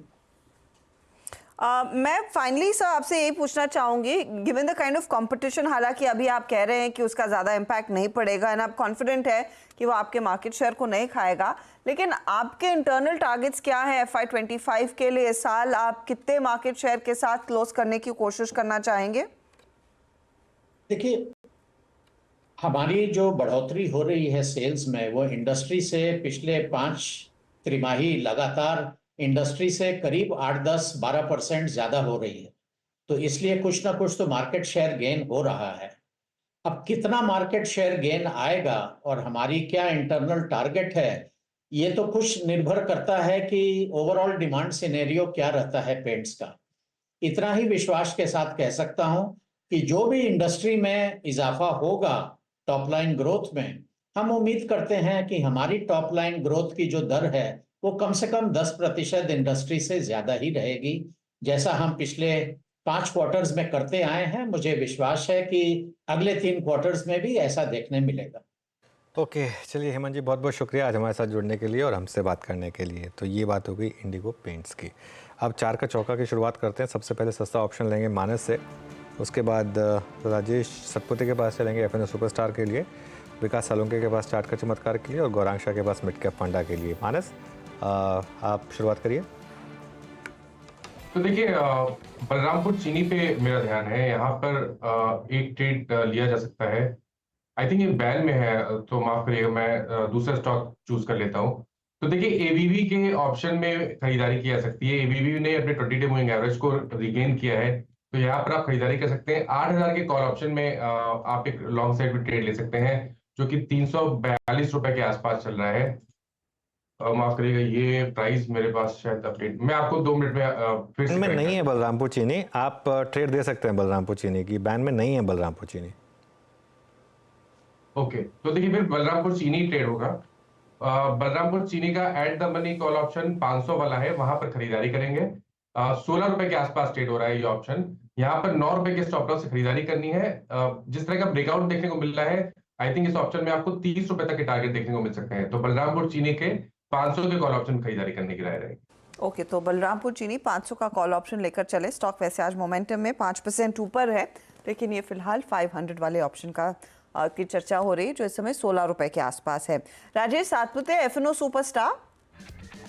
हर्षिता जी, देखिए मेरी नजर HAL पे है। BEL के बाद कोई काउंटर और एक अच्छा लगता है HAL। मुझे लगता है कि रिवर्सल ट्रेड यहाँ पे मिल रहा है। आर्ली चार्ट पे क्लियर आप डाइवर्जेंस देख सकते हो, और इसका जो पहला प्रोजेक्शन है, पहला टारगेट को 4,850 है, वो निकल जाए तो 5,000 तक की जगह भी आ सकती है। HAL is a buy. Stop loss रखना है हमें 4,700 के नीचे 25 पॉइंट्स। तो हमारा स्टॉप लॉस होगा 4,675 और HAL का हम करेंगे। ओके, HAL आपने पिक किया। HAL में BEL में अच्छी एक शॉर्ट कवरिंग जारी है, 4736 पर ट्रेड करता हुआ। विकास जी के पास चलते हैं आज का चार्ट का चमत्कार पिक करने के लिए। विकास जी क्या पिक कर रहे हैं आप? देखिए, टाटा कंज्यूमर यहाँ पे मुझे स्ट्रॉन्ग लग रहा है। जिस हिसाब से अगर 60 मिनट का चार्ट देखो तो एक अच्छा अपमूव यहाँ पे देखने मिला, और आज का ओपन और लो सेम है। तो 1180 के स्टॉप लॉस से इसको बाय करना है। 1250 के आसपास का मुझे लगता है अपमूव यहाँ पे देखने मिलेगा। और जो मोमेंटम इंडिकेटर RS है, वहां पे अभी लास्ट के हाफ एन आवर पहले एक अच्छा ब्रेकआउट यहाँ पे अपवर्ड कटिंग दिखाई दे रहा है। तो मुझे लगता है एक अच्छा मोमेंटम कैरी करेगा। तो 1250 के लिए टाटा कंज्यूमर यहाँ पे बाय कर। ओके, चलिए अब गौरांग के पास चलते हैं। गौरांग जी, मिड कैप फंडा क्या रहेगा आपका? तो अनुज जी, मिड कैप फंडा के रूप में एक मेटल्स एंड माइनिंग कंपनी है NMDC, मौजूदा स्तर करीबन 225-230 के आसपास, बुनियादी तर्क के आधार पर 280 तक के लक्ष्यांक निर्धारित किए और मैं अनुमान करता हूं कि जिस प्रकार से धातु और खनन को लेकर के या फिर माइनिंग को लेकर के नीतियों में बदलाव हो रहा है, शायद अच्छा फायदा इस कंपनी को हो सकता है। तो बुनियादी तर्क के आधार पर अनुमानित 280 के लक्ष्यांक। तो ये 280 के लिए एक अपॉर्चुनिटी एनएमडीसी में। सारे ट्रेस आपके लिए रैप कर रहे हैं। शुरुआत हमने बलरामपुर चीनी वाले कॉल के साथ की थी जो मानस ने दिया। 500 का कॉल 16 रुपए पर सजेस्ट किया। 30 तक जाने की बात हो रही है। स्टॉप लॉस आप 9 पर लगाएंगे। राजेश सातपुते ने हाल पर एक पिक दिया है। आज वैसे हाल पुल बैक में 4.5% ऊपर है। 4850 का टारगेट, आगे 5000 तक भी बढ़ सकता है। 4675 का स्टॉप लॉस लगाइए। विकास सालुंके को पसंद है टाटा कंज्यूमर। 1250 के टारगेट के लिए मौका, 1180 स्टॉप लॉस और एनएमडीसी 280 के टारगेट के लिए गौरांग कह रहे हैं यहाँ पर आप तेज़ी की पोजीशंस लेकर चलें। तो ये है फिलहाल इस समय अब तक के ट्रेड स्पीड। चंदन हमारे साथ जुड़ गए हैं। चंदन, गुड आफ्टरनून, बताइए आपका ट्रेड क्या रहेगा? जी देखिए, अगेन बाजार में रिकवरी हुई है और काफ़ी स्टॉक्स जहाँ पे शॉर्ट्स बने थे वो रिकवर हुए, बट मेरा फोकस रहेगा सिलेक्टिव मिड कैप पे जहाँ पे अच्छा खासा ब्रेकआउट देखने को मिला है। और मेरे रडार पे काउंटर है बिकाजी जो मैं पिछले काफ़ी दिनों से ट्रेक कर रहा हूँ। काफ़ी अच्छा ब्रेकआउट डेली वीकली चार्ट में बना है। अब वीकली चार्ट में देखें तो पोल एंड फ्लेक का पैटर्न का ब्रेकआउट है और पुराना जो स्विंग आई है उसके ऊपर ये होल्ड करके निकलने के लिए तैयार है। मौजूदा लेवल 770-775 के बीच में ले। 755 का स्टॉप लॉस रहेगा। कहीं ना कहीं 820 तक के टारगेट यहाँ पे बनने चाहिए। ओके, तो ये फिलहाल आपके लिए बीकाजी में एक अपॉर्चुनिटी तेजी की बन रही है। चलिए अब बात करते हैं कल आने वाले नतीजों की। और निफ्टी के नतीजों में अगर आप देखिएगा तो आयशर मोटर्स का नंबर है, साथ ही Astral, ABB, Bharat Forge, Biocon के साथ 8 फायदा की कंपनियां हैं जो अपने नतीजे पेश करने वाली है। तो एक और एक्शन पैक्ड सेशन। सुमित हमारे साथ है, तो पहले आयशा की बात करेंगे, फिर भारत फोर्ज और बायोकॉन भी मेंशन करेंगे। लेकिन आयशा बताइए, सुमित क्या एक्सपेक्ट किया जाए? देखिए, टू व्हीलर स्पेस में अब तक तो ऐसा कोई नंबर नहीं है जो बहुत फायरवर्क रहा हो, लेकिन हाँ आयशर के नंबर से केस में वॉल्यूम मतलब वाई नंबर अच्छे आने का अनुमान है। क्यू ऑन क्यू नंबर थोड़े से वी के सबड्यूड साइड पे आप कह सकते हैं। कंसोलिडेटेड बेसिस पे करीब 4251 करोड़ रुपए इसकी बिक्री इस क्वार्टर में रहेगी। 6-6.5% की बढ़त। मुनाफा 1011 करोड़ रुपए इस क्वार्टर में रहने का अनुमान है। मार्जिन 26-26% अपर एंड पर और एबिटा करीब 1111 करोड़ जो कि 9% के आसपास बढ़ सकता है वाई बेसिस पर। अगर इसी क्रम में रियलाइजेशन और वॉल्यूम का पार्ट को भी जोड़ूं तो वॉल्यूम इनका करीब 2.26 लाख यूनिट के आसपास है जो कि पिछली बार 2.28 लाख यूनिट था। तो वॉल्यूम थोड़ा सा नीचे रहेगा। और लाइकवाइज अगर रियलाइजेशन देखें तो 1.82 लाख जो कि 1 लाख के सामने आएगा। तो रियलाइजेशन थोड़ा इंप्रूव है वाई बेसिस पे, वॉल्यूम थोड़ा फ्लैट है वाई बेसिस पे। क्यू ऑन क्यू यहाँ पर जो आरई वॉल्यूम है वो 1% गिरने का अनुमान है। रियलाइजेशन क्यू ऑन क्यू थोड़ा सा वीक रहेगा और शायद इसीलिए एबिटा में प्रेशर आप देखेंगे क्यू ऑन क्यू बेसिस पे ज़्यादा है। इनपुट कॉस्ट की वजह से या फिर जो प्राइस हाइक लास्ट ईयर लिया था उसकी वजह से थोड़े बेटर नंबर वाई बेसिस पर है। वॉल्वो आइशर के जो मार्जिन है उनमें 40 बेसिस पॉइंट के आसपास की डिक्लाइन, क्योंकि कमर्शियल व्हीकल कारोबार में इनके वैसे भी नंबर थोड़ा वीक रहा है लास्ट क्वार्टर में, तो वो भी रहेगा। तो Q on Q number Eicher के वीक है, वाई नंबर अच्छे आने का अनुमान बाजार अनुमान लाकर चल रहा है। ओके, तो ये आयशा की बात हुई। सीवी से थोड़ी सी घट सकती है, लेकिन गौरांग आयशर मोटर्स ये एक स्टॉक जहां पर मुझे याद है जब बजाज हीरो वो थोड़ी सी हैवी ड्यूटी बाइक्स उतार रहे थे बड़े बड़े प्लेयर्स के साथ पार्टनरशिप के साथ, हमने डाउट किया था कि रॉयल एनफील्ड की सेल्स में क्या होगा। उसके बाद एक बहुत स्ट्रॉन्ग कमबैक था, लेकिन लास्ट 3 क्वार्टर्स में आपने गौर किया होगा सेल्स फिर से थोड़ी सी स्टैग्नेट करने लगी है। आपकी अप्रोच क्या है इस समय आयशर में? हर्षद, मैं उस दिन हमारे चैनल पे था, मेरे ख्याल से अनुज भाई थे और आशीष जी थे, जिस दिन बजाज ट्रायम्फ और हीरो हार्ले की जो बाइक लॉन्च हुई थी 400-440 सीसी कैटेगरी में, और अगर आप मुझे अब भी याद है 3300 के दाम थे आइशर मोटर्स के और ये खबर आई तो 3000 तक लुढ़का। तब अनुज भाई ने प्रश्न पूछा था क्या राय है आपकी, तो मैंने खरीदारी की तब भी राय दी थी और आज भी खरीदारी की राय दूंगा, जबकि ये 4600 के आसपास खड़ा है। देखिए, कुछ समय तक दिक्कत आ सकती है, इसमें कोई दो राय नहीं है, लेकिन जिस प्रकार से खास करके आरई यानी कि रॉयल एनफील्ड ब्रांड की मोटरसाइकिल्स की मांग ग्रामीण और मध्यम ग्रामीण भागों से आ रही है हर्षदा। मुझे लग रहा है कि ये ज्यादा लंबा समय नहीं लगेगा इसको फिर से ऊपर की तरफ जाने के लिए। हाँ, छोटी मध्यम अवधि में शायद थोड़ा दायरेबंद कारोबार हो सकता है, इसमें कोई दो राय नहीं, लेकिन अगर आपका लंबी अवधि का नजरिया है तो ये तो कारोबार अच्छा करेगा ही रॉयल एनफील्ड का, लेकिन उनका जो सीवीज का कारोबार है वहां पर भी धीरे धीरे आप गति पकड़ते हुए दिखेंगे। ओके, मीनवाइल वो बैंक निफ्टी ने फिर डिसअपॉइंट किया एक्चुअली, फिर 50,000 पर आ गया। वो जो एक लग रहा था एक बार के लिए कि शायद शॉर्ट कवरिंग दिखा रहा है, वो टिक नहीं पाया बैंक निफ्टी। देखिए वापस 49,990, बहुत डिसअपॉइंटिंग। अगर इस मार्केट को कोई एक इंडेक्स चलने नहीं दे रहा है तो वो बैंक निफ्टी है। चलिए अब बाकी के नंबर्स का प्रीव्यू करते हैं। सुमित, भारत फोर्ज और बायोकॉन, यहाँ से क्या एक्सपेक्ट करें? देखिए पहले बायोकॉन की बात कर लेते हैं कि बायोकॉन के केस में भी वाई नंबर बढ़िया आने का अनुमान लगा रहे हैं। एटलीस्ट ऑपरेटिंग फ्रंट पे तो नंबर्स इनके बेटर रहेंगे, मार्जिन थोड़े फ्लैट जरूर रहेंगे लेकिन मुनाफा अच्छा रहेगा। लो बेस के सामने करीब 100 करोड़ के सामने 200 करोड़ का मुनाफे की बातचीत है। रेवेन्यू करीब 3400 करोड़ के सामने 16% के आसपास की बढ़त रहेगी और एबिटा भी 11% के आसपास का एक इजाफा बाजार मान के चला। लेकिन क्यू ऑन क्यू बेसिस पे नंबर थोड़े से वीक रहेंगे। क्यू ऑन क्यू बेसिस पे मार्जिन 4% के आसपास का एक ड्रॉप शायद यहाँ दे सकते हैं। बायोलॉजिक्स जो कि मेजर बिजनेस है, 40% के आसपास की बढ़त इनकी वाई बेसिस पे देखने का अनुमान है और कुछ नए लॉन्चेस की बातचीत भी मार्केट्स में है, उसको लेकर किस तरह की डिटेल आती है वो इंपॉर्टेंट है। सिंजिन के नंबर्स 14% बढ़े हैं वाई बेसिस पे 920 करोड़ रुपए के आसपास, क्योंकि इनकी कस्टमर स्पेंडिंग रिवाइव की है, उसकी वजह से भी इनको एक बढ़िया बेनिफिट आता हुआ दिखाई पड़ रहा है। जेनरिक कारोबार मोर लेस फ्लैट साइड पर रहेगा और जो नई दवाएं इन्होंने लॉन्च की हैं कनाडा में, उसकी परफॉर्मेंस कैसी रहती है, उसको लेकर कमेंट्री क्या है, ये कुछ पार्ट क्रूशली रहेंगे। लेकिन वाई अच्छे नंबर बायोकॉन के and Q on Q weak number रहेंगे। एंड लाइकवाइज भारत फोर्ज के केस में एक अच्छे नंबर्स का अनुमान बाजार लगा रहा है कंसो बेसिस पर। ये कोटक महिंद्रा का एक पोल है, उनके हिसाब से कोटक सिक्योरिटीज है, माफ कीजिएगा, नेट सेल्स करीब 3911 करोड़ रुपए 3629 करोड़ रुपए के सामने, एबिटा करीब 721 करोड़ रुपए 440 करोड़ रुपए के सामने, मार्जिन 12 से सीधे 18% और मुनाफा भी 150 करोड़ से डबल हो गए करीब 300 करोड़ रुपए के आसपास, क्योंकि वाई एक बहुत अच्छा लो बेस था, उसका एक इम्पैक्ट है। क्यू ऑन क्यू भी नंबर इनके अच्छे आने का अनुमान है, क्योंकि वहाँ पर भी जो डोमेस्टिक सेगमेंट है वहाँ पर अच्छा अपटिक आता हुआ दिखाई पड़ा, specially CV and PV segment के अंदर, वो इनके लिए बहुत हद तक सपोर्टिव है। डोमेस्टिक मार्केट से ज़्यादा strong performance Q on Q basis पर एक्सपोर्ट मार्केट की तरफ से आते हुए दिखाई पड़ेगी, वो भी इनको सपोर्ट देगा, क्योंकि क्लास 8 ट्रक की जो बिक्री थोड़ी सी टूटी है वो एक पार्ट बस नेगेटिव है, बाकी अदरवाइज नंबर बेटर है। ऑयल एंड गैस, डिफेंस, ये दो स्पेस से कैसी स्पेंडिंग है और कैसे ऑर्डर्स आ रहे हैं उस पर कंपनी जरूर कमेंट्री देगी अपनी, लेकिन अदरवाइज एक अच्छे नंबर का अनुमान भारत फोर्ज में बाजार लगाकर चल रहा है, चाहे क्यू ऑन क्यू हो चाहे वाई बेसिस पर हो। ओके, तो ये फिलहाल आपके लिए भारत फोर्ज से जो एक्सपेक्टेड है वो आपके सामने पेश आया। स्पीच आप देखिए, कॉरमंडल इंटरनेशनल के नंबर्स आ रहे हैं और कॉरमंडल के केस में प्रॉफिटेबिलिटी और रेवेन्यू दोनों पर दबाव बनता दिखाई दिया है।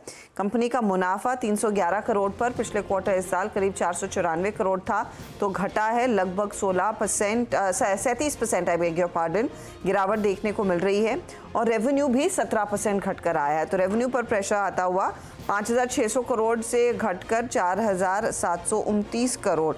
और इमीडिएटली मुझे याद आ रहा है, आज सुबह में जो हम चंबल फर्टिलाइजर की बात कर रहे थे, चंबल के केस में अगर आप ध्यान देंगे मुनाफे में ग्रोथ थी, एबिटा में ग्रोथ थी, मार्जिन्स बेहतर होते हुए दिखाई दिए थे, रेवेन्यू दबाव में था। अब कॉरमंडल के केस में प्रॉफिटेबिलिटी भी प्रेशर में आती हुई दिखाई दे रही है, एबिटा में भी दबाव है, तो यहाँ पर इस क्वार्टर में खासा प्रेशर देखने को मिला है। मार्जिन्स इनफैक्ट 2% कॉन्ट्रैक्ट हुए हैं, 10% पर मार्जिन आया वर्सेस 12.4%। मानस, ये स्टॉक हम काफ़ी क्लोजली ट्रैक करते आए हैं, नंबर्स में निराशा है, अब वो आगे डिटेल आएगा कि किस वजह से प्रेशर बना है, लेकिन मार्जिन्स, एबिटा और साथ ही साथ प्रॉफिटेबिलिटी, ऑपरेशनली एक वीक क्वार्टर उभर कर आया है। अब 1588 पर तो आ चुका है, 1% नीचे, क्या और टूट सकता है? तो देखिए बिल्कुल टूट सकता है, क्योंकि पिछले 6 दिनों से अगर आप देखिए तो लोअर टॉप लोअर बॉटम बन रहे हैं, स्टॉक अपनी 20 डे मूविंग एवरेज के नीचे फिसल गया है। तो अब जो नेक्स्ट टारगेट आता है वो 50 डे मूविंग एवरेज जो कि 1530 है, वो टारगेट आता है। तो कभी कोई उछाल मिले तो निकलने की कोशिश करनी चाहिए लॉन्ग पोजीशन से। अब खरीदारी केवल 1660 रुपए के ऊपर करेंगे, लेकिन अभी के लिए वीक लगता है और करीब 70-80 रुपए का डाउनसाइड आपको देखने को मिल सकता है। ओके, तो यहाँ पर एक डाउनसाइड का डर क्लियरली बढ़ता हुआ, ये है आपके लिए कॉरमंडल इंटरनेशनल। चलिए अब दूसरी कंपनियों की बात करते हैं, और कंसिडरिंग आज वैसे भी कैपिटल गुड्स फोकस में हैं, कमिंस के कॉनकॉल के बाद सीमेंस, एबीबी जैसे सारे स्टॉक्स भागे हैं। एबीबी के कल नंबर्स आने वाले हैं। कंचन नौटियाल हमारे साथ अब जुड़ गई हैं। एबीबी और एस्ट्रल दोनों की बात करेंगे कंचन, लेकिन पहले एबीबी कंसिडरिंग कमिंस की आउटलुक को लेकर थोड़ी सी और उम्मीदें बढ़ गई हैं कि एबीबी का भी प्रदर्शन अच्छा रहेगा। जी, अगर हम साल दर साल बात करें तो नेट प्रॉफिट में हमें करीबन 22.6% का अपसाइड देखने को मिल सकता है, जिसके पीछे का जो मेजर कारण है वो है उसकी स्ट्रॉन्ग ऑर्डर बुक। इनफैक्ट जो डिमांड है वो भी कॉन्टिन्यूसली हेल्दी हमें दिखाई दे सकती है, जिसका सीधा रिफ्लेक्शन हमें उसके ऑर्डर इनफ्लो में आता हुआ दिखाई देगा। एबिटा की बात करें तो 43.1% का अपसाइड देखने को मिल सकता है, और अच्छे प्रोडक्ट मिक्स और ऑपरेटिंग लेवरेज के चलते हमें जो मार्जिन है उसमें भी साल दर साल करीबन 230 बेसिस पॉइंट्स का अपसाइड देखने को मिल सकता है। पैट में भी करीबन 40% का अपसाइड आने की उम्मीदें जताई जा रही है। अब ये देखना होगा कि किन चीज़ों पे हमें ध्यान रखना है। सबसे पहले ट्रांसमिशन, रेलवे, डेटा सेंटर और प्राइवेट केपेक्स में किस तरीके का इंक्रीमेंटल इनफ्लो आता है, ये चीज़ ध्यान में रखने वाली है। साथ ही साथ मैनेजमेंट की मार्जिन, एक्सपोर्ट और लोकलाइजेशन लेवल्स पे कैसी कमेंट्री आती है। तो ये था पूरा ओवरव्यू एबीबी को लेकर। एबीबी आपकी स्क्रीन पे कंचन ने एग्जैक्टली अगर आप देखें तो यहाँ पे नंबर्स बताए। एक बार एबीबी का चार्ट चेक लें क्या, मतलब बात बहुत हो चुकी है इस स्पेस पे, लेकिन फिर भी बहुत संक्षेप में राजेश जी, अगर इसके चार्ट को आई थिंक किसी आप ट्रेड के लिए प्रिपेयर्ड मानते हैं तो आपका व्यू क्या है? 74, 70 एग्जैक्टली इसके लिए पिछले तीनों इंस्टेंसेस पे जो डिप था टुवर्ड्स 100 और 50 काम कर जाता है एक बेस के तौर पे। आपका व्यू, अगर हल्का सा भी नंबर्स में एक पुश देने वाला एलिमेंट रहा, आपका व्यू क्या है इस वक्त पे? वीरेंद्र जी, मुझे लगता है कि यहाँ पे अगर नंबर थोड़े बहुत भी आते हैं तो भी एक डिप मिल सकता है, ज्यादा से ज्यादा 7,700 तक। चार्ट और डेटा सजेस्ट कर रहा है कि यहाँ पे ये जो रैली है ये चलेगी, क्योंकि आज एग्जैक्टली 100 डीएमआर टच करके ये घूमा है, और वो भी कैंडलस्टिक भी देखे तो बुलिश है। तो मुझे लगता है कि कल यहाँ पे मोमेंटम आगे चलेगा। इसका इमीडिएट टारगेट मुझे लगता है 8,000 का होगा, लेकिन 8,000 के परे कम से कम 8,400, 8,500 तक का टारगेट भी खुल सकता है, थोड़े बड़े टारगेट खुल सकते हैं। तो इसलिए मैं मेरी ये रिक्वेस्ट है, अगर किसी के पास पोजीशन है तो बने रहे, 7,700 का पोजीशनल स्टॉप लॉस रखे। काउंटर में स्ट्रेंथ है, मुझे लगता है ये कल भी चलेगा। Let's see. ओके, काउंटर में स्ट्रेंथ है। चलिए अब एक और स्टॉक की बात करते हैं, एस्ट्रल। यहाँ पर क्या एक्सपेक्ट करें कंचन, यहाँ से आपका पोल क्या कह रहा है? जी, अगर हम साल दर साल बात करें तो रेवेन्यू में हमें करीबन 17.5% का अपसाइड आता हुआ दिखाई दे सकता है। लेकिन अब बात करते हैं सेगमेंट वाइज। अगर पाइप बिजनेस की बात करें तो एक अच्छी परफॉर्मेंस की उम्मीद जताई जा रही है, जिसके पीछे का मेजर कारण है एग्रीकल्चर और रेसिडेंशियल बिजनेस से जो डिमांड आ रही है स्ट्रॉन्ग, उसके चलते जो पाइप वॉल्यूम्स है उसमें करीबन 14 से 17% अपसाइड हमें देखने को मिल सकता है। बात सेगमेंट की बात करें तो इसमें थोड़ा सा कॉन्ट्रैक्शन आता हुआ दिखाई दे सकता है, लेकिन एडहेसिव और पेंट सेगमेंट में हमें एक हेल्दी परफॉर्मेंस की उम्मीद है। एबिटा की बात करें तो 32.3% का अपसाइड आता हुआ दिखाई दे सकता है, लेकिन जो एबिटा मार्जिन्स है वो क्वार्टर ऑन क्वार्टर बेसिस में हमें कहीं ना कहीं कॉन्ट्रैक्ट होते हुए दिखाई दे सकते हैं, ड्यू टू जो इनके वैल्यू एडेड प्रोडक्ट्स हैं उसमें कहीं ना कहीं एक डिक्लाइन देखने को मिल सकता है। लेकिन साल दर साल इसमें भी हमें एक अपसाइड देखने को मिलेगा जो कि 180 बेसिस पॉइंट्स का है। अब पैट की बात करें तो इसमें करीबन 34.5% का अपसाइड हमें देखने को मिल सकता है। अब क्या चीज़ें फोकस में रखने वाली होंगी उन पे बात कर लेते हैं। सबसे पहले क्लोराइड पॉलीविनाइल क्लोरीन रेजिन का किस तरीके का प्राइसिंग ट्रेंड है, वॉल्यूम ग्रोथ किस तरीके की है, यूटिलाइजेशन लेवल्स किस तरीके के हैं, और जो की केमिकल प्राइसेस है उसके ऊपर किस तरीके की कमेंट्री मैनेजमेंट की तरफ से आती है। ओके, चलिए कंचन बहुत बहुत शुक्रिया। अब आगे बढ़ते हैं, एक ब्रेक लेते हैं और उसके बाद जब वापस लौटेंगे तो हमारे साथ इनक्रेड अल्टरनेटिव इन्वेस्टमेंट्स के प्राइवेट इक्विटी के मैनेजिंग पार्टनर और CIO विवेक सिंगला जुड़ेंगे।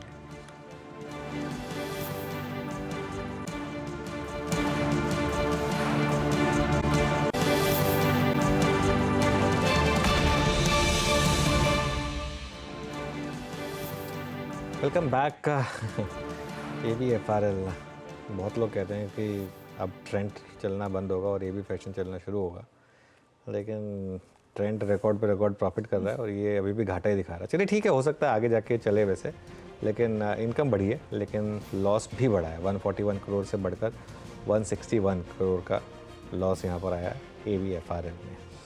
ये स्टॉक मोस्टली बैन में रहता है, पता नहीं मुझे अब बैन में है या नहीं है, तो इस पर थोड़ी देर में चर्चा करेंगे। लेकिन पहले हमारे अगले गेस्ट को जोड़ लेते हैं। जैसे मैंने बात की थी, इस समय हमारे साथ इनक्रेड अल्टरनेटिव इन्वेस्टमेंट्स के प्राइवेट इक्विटी के मैनेजिंग पार्टनर एंड CIO विवेक सिंगला जी हैं। विवेक जी के पास इन्वेस्टिंग में 18 साल का अनुभव है और एवेंडस और CLSA के साथ भी काम कर चुके हैं। विवेक जी, गुड आफ्टरनून। कैसे देख रहे हैं इस मार्केट को, जहां पर बहुत समय के बाद हमने कुछ नर्वसनेस देखी है, डोमेस्टिकली नहीं लेकिन ग्लोबल शोर से, खासतौर से US में और जापान में जो हो रहा है? आपका अनुभव क्या कहता है, क्या करें इस समय? नहीं, देखिए, so thank you very much for having me on the show. तो हमारा view as a firm, as a fund, तो काफ़ी महीनों से ये रहा है कि वैल्यूएशंस जो पब्लिक मार्केट में हैं काफ़ी कहीं ना कहीं स्ट्रेच थे और देयर इज, आई थिंक, एक जो करेक्शन मिला है, इसे क्रैश नहीं कहेंगे, करेक्शन ही कहेंगे। तो ये एक हेल्दी करेक्शन है। It adjusts and recalibrates expectations. तो हमें लगता है कि ये एक हेल्दी ट्रेंड है जिससे थोड़ा ब्रीदर मिलता है मार्केट को भी, और जो वैल्यूएशन इतने भाग गए हैं, they will get a little bit more time कि जो अर्निंग्स हैं they will now catch up with the valuations. तो हमारे हिसाब से this is just a pause and this will not likely lead to a crash. Correction होगा यहाँ से, मे बी थोड़ा और हो जाए, but it's a healthy correction.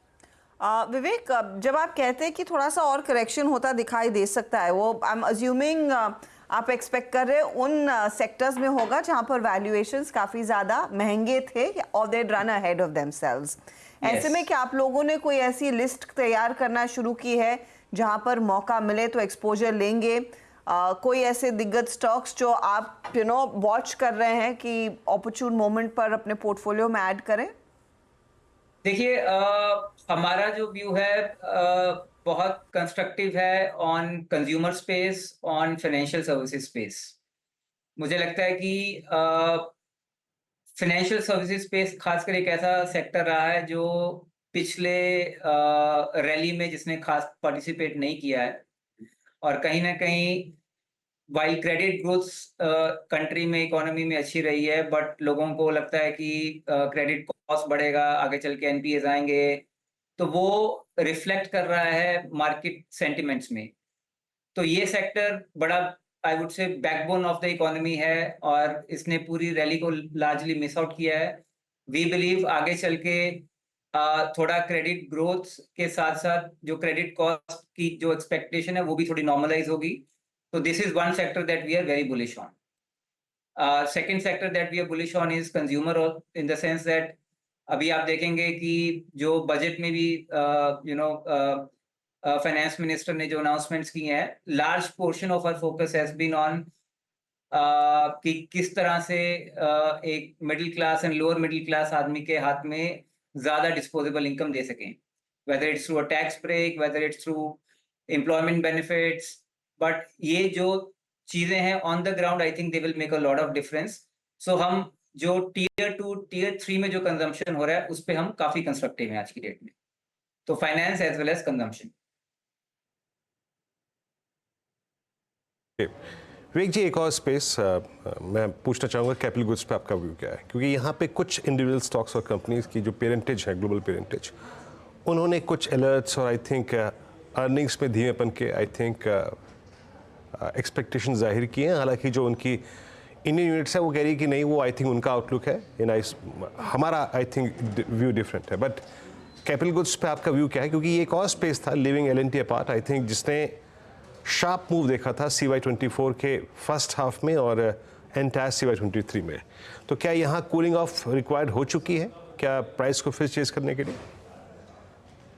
देखिए, मुझे लगता है कि कैपिटल गुड्स में जो रैली रही है, जो प्राइस एक्शंस रहे हैं, they have largely priced in the order books, और दे हैव प्राइस्ड इन कि इंफ्रास्ट्रक्चर पे सरकार का बहुत मेजर फोकस रहा है।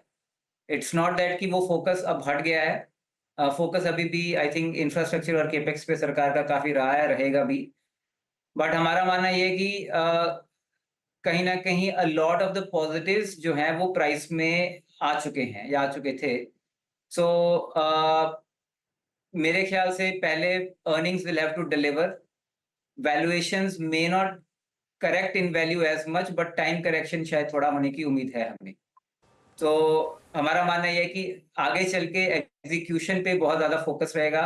ऑर्डर बुक्स तो हैं, बट ऑर्डर बुक्स पे आप सही से एग्जीक्यूट कर पाए, उस पे वही मार्जिन बना पाए जो आपने गाइड किए हैं।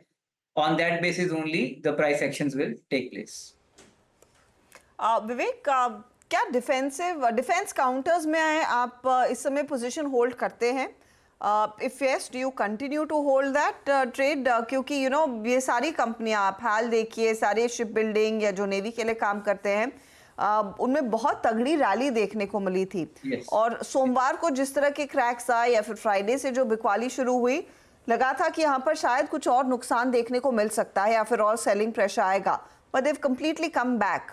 तो ये डिफेंस एज अ पॉकेट क्या होल्ड करेंगे या फिर अच्छा मुनाफा है तो बुक करने वाली स्थिति में है? देखिए, डिफेंस एक बड़ा यूनिक सेक्टर है जहां पे मैं कहूंगा कि it is people are expecting कि डिफेंस में more and more money will keep getting spent. तो सरकार, अगर आप इस बार का बजट भी देखेंगे, defence is amongst the top 3 major push sectors from the government. तो अगर रोड्सवे या रेलवेज पे सरकार ने ऑलमोस्ट इक्वल स्पेंड किया पिछले साल से, but defence is that one sector जहां पे उन्होंने स्पेंडिंग को बढ़ाया है, राइट? तो वो सरकार का नजरिया बिल्कुल सही है कि इस पे स्पेंडिंग कंटिन्यू रहेगी। और इसीलिए मैं कहूंगा कि जो गिरावट आई भी है, आई थिंक मार्केट ये एंटिसिपेट करता है कि order books will continue to grow even higher, कि सरकार का इस पे फोकस रहेगा। Or this also becomes very important given what is happening around us in the geopolitics. So not only India but globally also there is a lot of spending which is happening in this space. मुझे लगता है कि from a long term perspective this sector is still going to do very well. अभी in the interim हो सकता है कि थोड़ा correction रहे, but within infrastructure this is one of the better place to be participating in. Okay, large cap IT पर अब आपका क्या व्यू बन रहा है? क्योंकि यहाँ पे एक बड़ी रैली देखी हमने खासतौर से इन्फोसिस जैसे स्टॉक्स में, लेकिन अब ऑब्वियसली क्योंकि थोड़ा सा यूएस मार्केट से प्रेशर आया, थोड़ी करेक्शन आई है, यहाँ पर क्या व्यू बन रहा है Vivek? I think large cap IT पे मुझे लगता है कि यूएस इकोनॉमी में जो अभी जो न्यूज आ रहा है कि रिसेशन का है एटसेट्रा एटसेट्रा, वो in the interim for the next 3 to 6 months will play on the stock performance. But gradually, I think once the जो न्यूज है कि economy is heading into recession, वो क्लैरिटी आएगा, एक बार इलेक्शंस की भी क्लैरिटी आ जाएगी। आई थिंक यूएस डॉलर उसके बाद देयर आर चांसेस कि वो स्ट्रेंथन होगा, and that strengthening should automatically benefit the IT services companies. तो हमारा व्यू अभी 3 से 6 महीनों के लिए थोड़ा सा आई वुड से कॉशियस है, बट उसके बाद I think it should be good. Okay, अच्छा विवेक जी, ये जो क्रूड में एक बहुत स्ट्रॉन्ग कूलिंग ऑफ हुई है, ऑलमोस्ट अगर आप देखें हम 84 की ट्रैजेक्टरी जो 2 महीने पहले थी, वहाँ से अब 76 की ट्रैजेक्टरी में आ चुके हैं। इसका एडवांटेज देने के लिए मतलब आप बहुत सारे स्पेस हैं, चाहे वो पेंट्स हो, एडेसिव्स हो, एयरलाइन कंपनियाँ हो, अभी आप लोग इस वक्त इसका एडवांटेज किसे दे रहे हैं? मतलब कंसिडरिंग क्रूड और उसके रिट्रेसमेंट, आपकी प्रेफर्ड बायस क्या है इस वक्त? सो हम I think like I mention that हम कंजम्पशन पे काफी स्ट्रांगली फोकस कर रहे हैं। सो देयर आर सेक्टर्स जहां पे हम ब्रांडेड गुड्स पे फोकस कर रहे हैं, where the one of the input materials is crude and crude linked, and कहीं ना कहीं जो ग्लोबल सिचुएशन है उसके चलते while you can never predict, but हमें लगता है कि the benefit of this drop और द स्लम्प जो भी कहेंगे, वो आगे चल के इन कंपनीज को मिलेगा, because they have ultimately purchasing power with them. तो ऐसा नहीं है कि अगर पीछे से प्राइसेस गिरते हैं इनपुट प्राइसेस, तो they will have to pass that on. So we are playing this through I would say largely consumer oriented companies, जहां पे that is one of the inputs as a raw material. Okay, चलिए बहुत बहुत शुक्रिया विवेक जी आज हमारे साथ जुड़ने के लिए और इन सब टॉपिक्स पे बात करने के लिए। अब कल की तैयारी करते हैं और पहले BTSC ट्रेड्स लेना शुरू करते हैं। काबा सर, क्या कैरी करें कल के लिए? आई थिंक आरती इंडस्ट्रीज में बहुत अच्छा मोमेंटम है। 754 पर ट्रेड कर रहा है, 750 का स्टॉप लगा है, सिर्फ 4 रुपए का। ऑन द अपसाइड करीब 800 के टारगेट नजर आते हैं आरती में, पॉसिबिलिटी। आरती इंडस्ट्रीज 754.65 पे प्रकाश सर कैरी करते हुए, मानस आपके कैरी करेंगे? तो देखिए एसआरएफ के फ्यूचर में खरीदारी करेंगे। एसआरएफ ने 22 मूविंग एवरेज पे सपोर्ट लेके आज रिकवरी दिखाई है। 2550 का एक अहम रेजिस्टेंस ब्रीच किया है, तो एसआरएफ के फ्यूचर में खरीदारी करनी चाहिए। स्टॉप लॉसेस रहेंगे 2570 के, करंट लेवल्स पे खरीदारी करिए और 2670 के टारगेट सेट करिए। ओके कविता जी, आपका ट्रेड क्या रहेगा? BTST STBT? So as BTST pharma से लालपत लैब को लेकर जाएंगे। पोजिशनली भी ये काउंटर काफी अच्छे से प्लेस्ड है, 3260 के लेवल पर एज ऑफ नाउ है। For the price target of 3300 3320 के लिए लालपत लैब पर आप एक बाय ट्रेड इनिशिएट कर सकते हैं। 3215 का एक स्टॉप लॉस मेंटेन करना चाहिए। एज डिस्क्लेमर, ये call as a swing trade हमने हमारे क्लाइंट्स के साथ ऑलरेडी शेयर किया है। और इत्तेफाक से डॉक्टर लाल के अभी नंबर्स आ रहे हैं, परफॉर्मेंस अच्छा है क्योंकि आय 541 करोड़ से बढ़कर 601 करोड़ पर आई है। 100 करोड़ के ऊपर कंपनी ने मुनाफा डिलीवर किया है और 170 करोड़ का EBITDA। तो हर पैमाने पर कंपनी ने अपने आप को इम्प्रूव ज़रूर किया है। मार्जिन्स में खासा इजाफा है, मार्जिन्स 200 बेसिस पॉइंट इम्प्रूव होते हुए दिखाई दिए, 26% के 28% पर आए हैं और वो स्टॉक नेली 3% के गेंस देता हुआ। और कविता कह रही है इस समय आप लेंगे तो कल तक कैरी कीजिएगा। ये BTST वाला ट्रेड बन रहा है। डॉक्टर लाल अभी मेंशन हुआ और अभी वो नतीजे आ गए हैं। चलिए अब राजेश सातपुते, आपका ट्रेड क्या रहेगा? हर्षदा जी देखिए, नजर केमिकल स्टॉक्स पे ही है और इसमें से जो मेरा पिक रहेगा that will be Naveen fluorine. जो करेक्शन है वो करेक्शन एग्जैक्टली इसके क्लस्टर के ऊपर लैंड हुआ और यहीं से ये घूम रहा है। तो ये जो 10, 20, 50, 100 डे में हम देखते हैं 200 डे में, तो उसके ऊपर ये परफेक्टली प्लेस्ड है। तो it's buy Navin fluorine. Stop loss होगा 3570 का और जो टारगेट मुझे दिखता है वो करीबन 3740 तक का है। तो कल का BTST रहेगा नवीन फ्लोरिन। ओके कल का BTST रहेगा नवीन फ्लोरिन। चलिए चंदन के पास चलते हैं। चंदन, आपका ट्रेड? बिल्कुल मेरा फोकस FMCG पे रहेगा और FMCG में कोलपाल अच्छा लग रहा है। कोलगेट पिछले 2-3 दिन से हम यहाँ पे रिकमेंड कर रहे हैं और वीकली चार्ट पे लगातार पिछले 7-8 वीक से हायर टॉप हायर बॉटम के फॉर्मेशन इंटेक्ट है, तो खरीदारी की सलाह रहेगी। 3385 के सपोर्ट है, ऊपर में लगभग 3580 के टारगेट के लिए। ओके तो यहाँ पे ट्रेड्स पूरे हो गए। कोलगेट आज का लास्ट ट्रेड जो कि इस कार्यक्रम में पूछा गया बतौर आई थिंक BTST ट्रेड। अब इंडस्ट्रीज स्क्रीन पे लेके आइए। निफ्टी का क्लोज बेहतरीन और आई थिंक जो इनिशियल स्विंग्स हाई थे हम उसको रीगेन करते हुए अनुज लगभग 1044 पे जो स्विंग हाई लगा था 24307 वो, और निफ्टी बैंक भी अब फाइनली डे हाई की ट्रैजेक्टरी के आसपास। क्लोज कैसा है और कल के लिए व्यू? क्लोज बहुत अच्छा है वीरू। ये I think best possible close है मार्केट के लिए और मैं एक बस वेट ही कर रहा था कि 24300 के ऊपर हम बंद हो जाएं। अगर आप अग्रेसिव ट्रेडर हैं तो लॉन्ग कैरी करिए। निफ्टी में लॉन्ग कैरी करिए। चाहे तो हेज कर लें थोड़ी ऊपर की कॉल बेचकर, लेकिन मतलब नहीं है वैसे। कल मुझे लग रहा है 24400 से 24450 टेस्ट हो सकता है। अब वीरू एक बार ये मार्केट 20 डेमा टेस्ट करेगा। एक बार इसने 20 डेमा तोड़ा था और काफ़ी नीचे गया। अब एक बार ये रैली का टेस्ट 20 डेमा पर होगा जो मेरे ख्याल से 24450 24500 के करीब आसपास है और अगर वो लेवल्स क्रॉस होंगे तो 24800 की तेज़ी बहुत जल्दी आएगी। और मैं तो जैसे एक व्यू लेके चल रहा हूँ कि अब इस मार्केट में करेक्शन खत्म हुई और अभी मार्केट बहुत जल्द ऑल टाइम हाई लगाने वाला है। शायद अगस्त में वापस ऑल टाइम हाई भी लगा दे। बस एक दिक्कत है बैंक निफ्टी चलने को तैयार नहीं है। हालांकि लास्ट के कुछ मिनटों में यहाँ पर भी थोड़ा सा मूव आया है और ग्लोबल मार्केट्स में मुझे लग रहा है कि अब बॉटम बन चुका है और ग्लोबल मार्केट्स भी अब उस जो नॉक था उस नॉक को पचा चुके हैं और वहाँ से अब चलने को तैयार है। तो एक व्यू ये मेरा ये बन रहा है कि लॉन्ग रहिए अब आप इस मार्केट में और शायद अब ये 24800 से 25000 की तरफ मार्केट जा रहा है इस सीरीज़ में ही। ओके तो ये फिलहाल अपने लॉस्ट ग्राउंड को कवर करने की पूरी स्थिति में मार्केट दिखाई दे रहा है। अच्छा, by the way as we speak day high पर बाजार इस समय कर रहा है ट्रेड और यतिन से भी पूछ लेते हैं कि जितना उत्साह स्क्रीन पर दिख रहा है क्या उतना उत्साह फिर डीलिंग रूम में भी है? तो उत्साह तो है क्योंकि लोगों को तेज़ी पसंद है और ये जो स्टॉक है लुपिन, ये एक स्टॉक है उनके फोकस पे। थोड़े समय पहले ही मैनेजमेंट जो है वो टेलीविज़न पे था और जो फुल ईयर का इनका मार्जिन गाइडेंस है इंक्लूडिंग R&D वो 20% का इन्होंने बढ़ा के 21% कर दिया।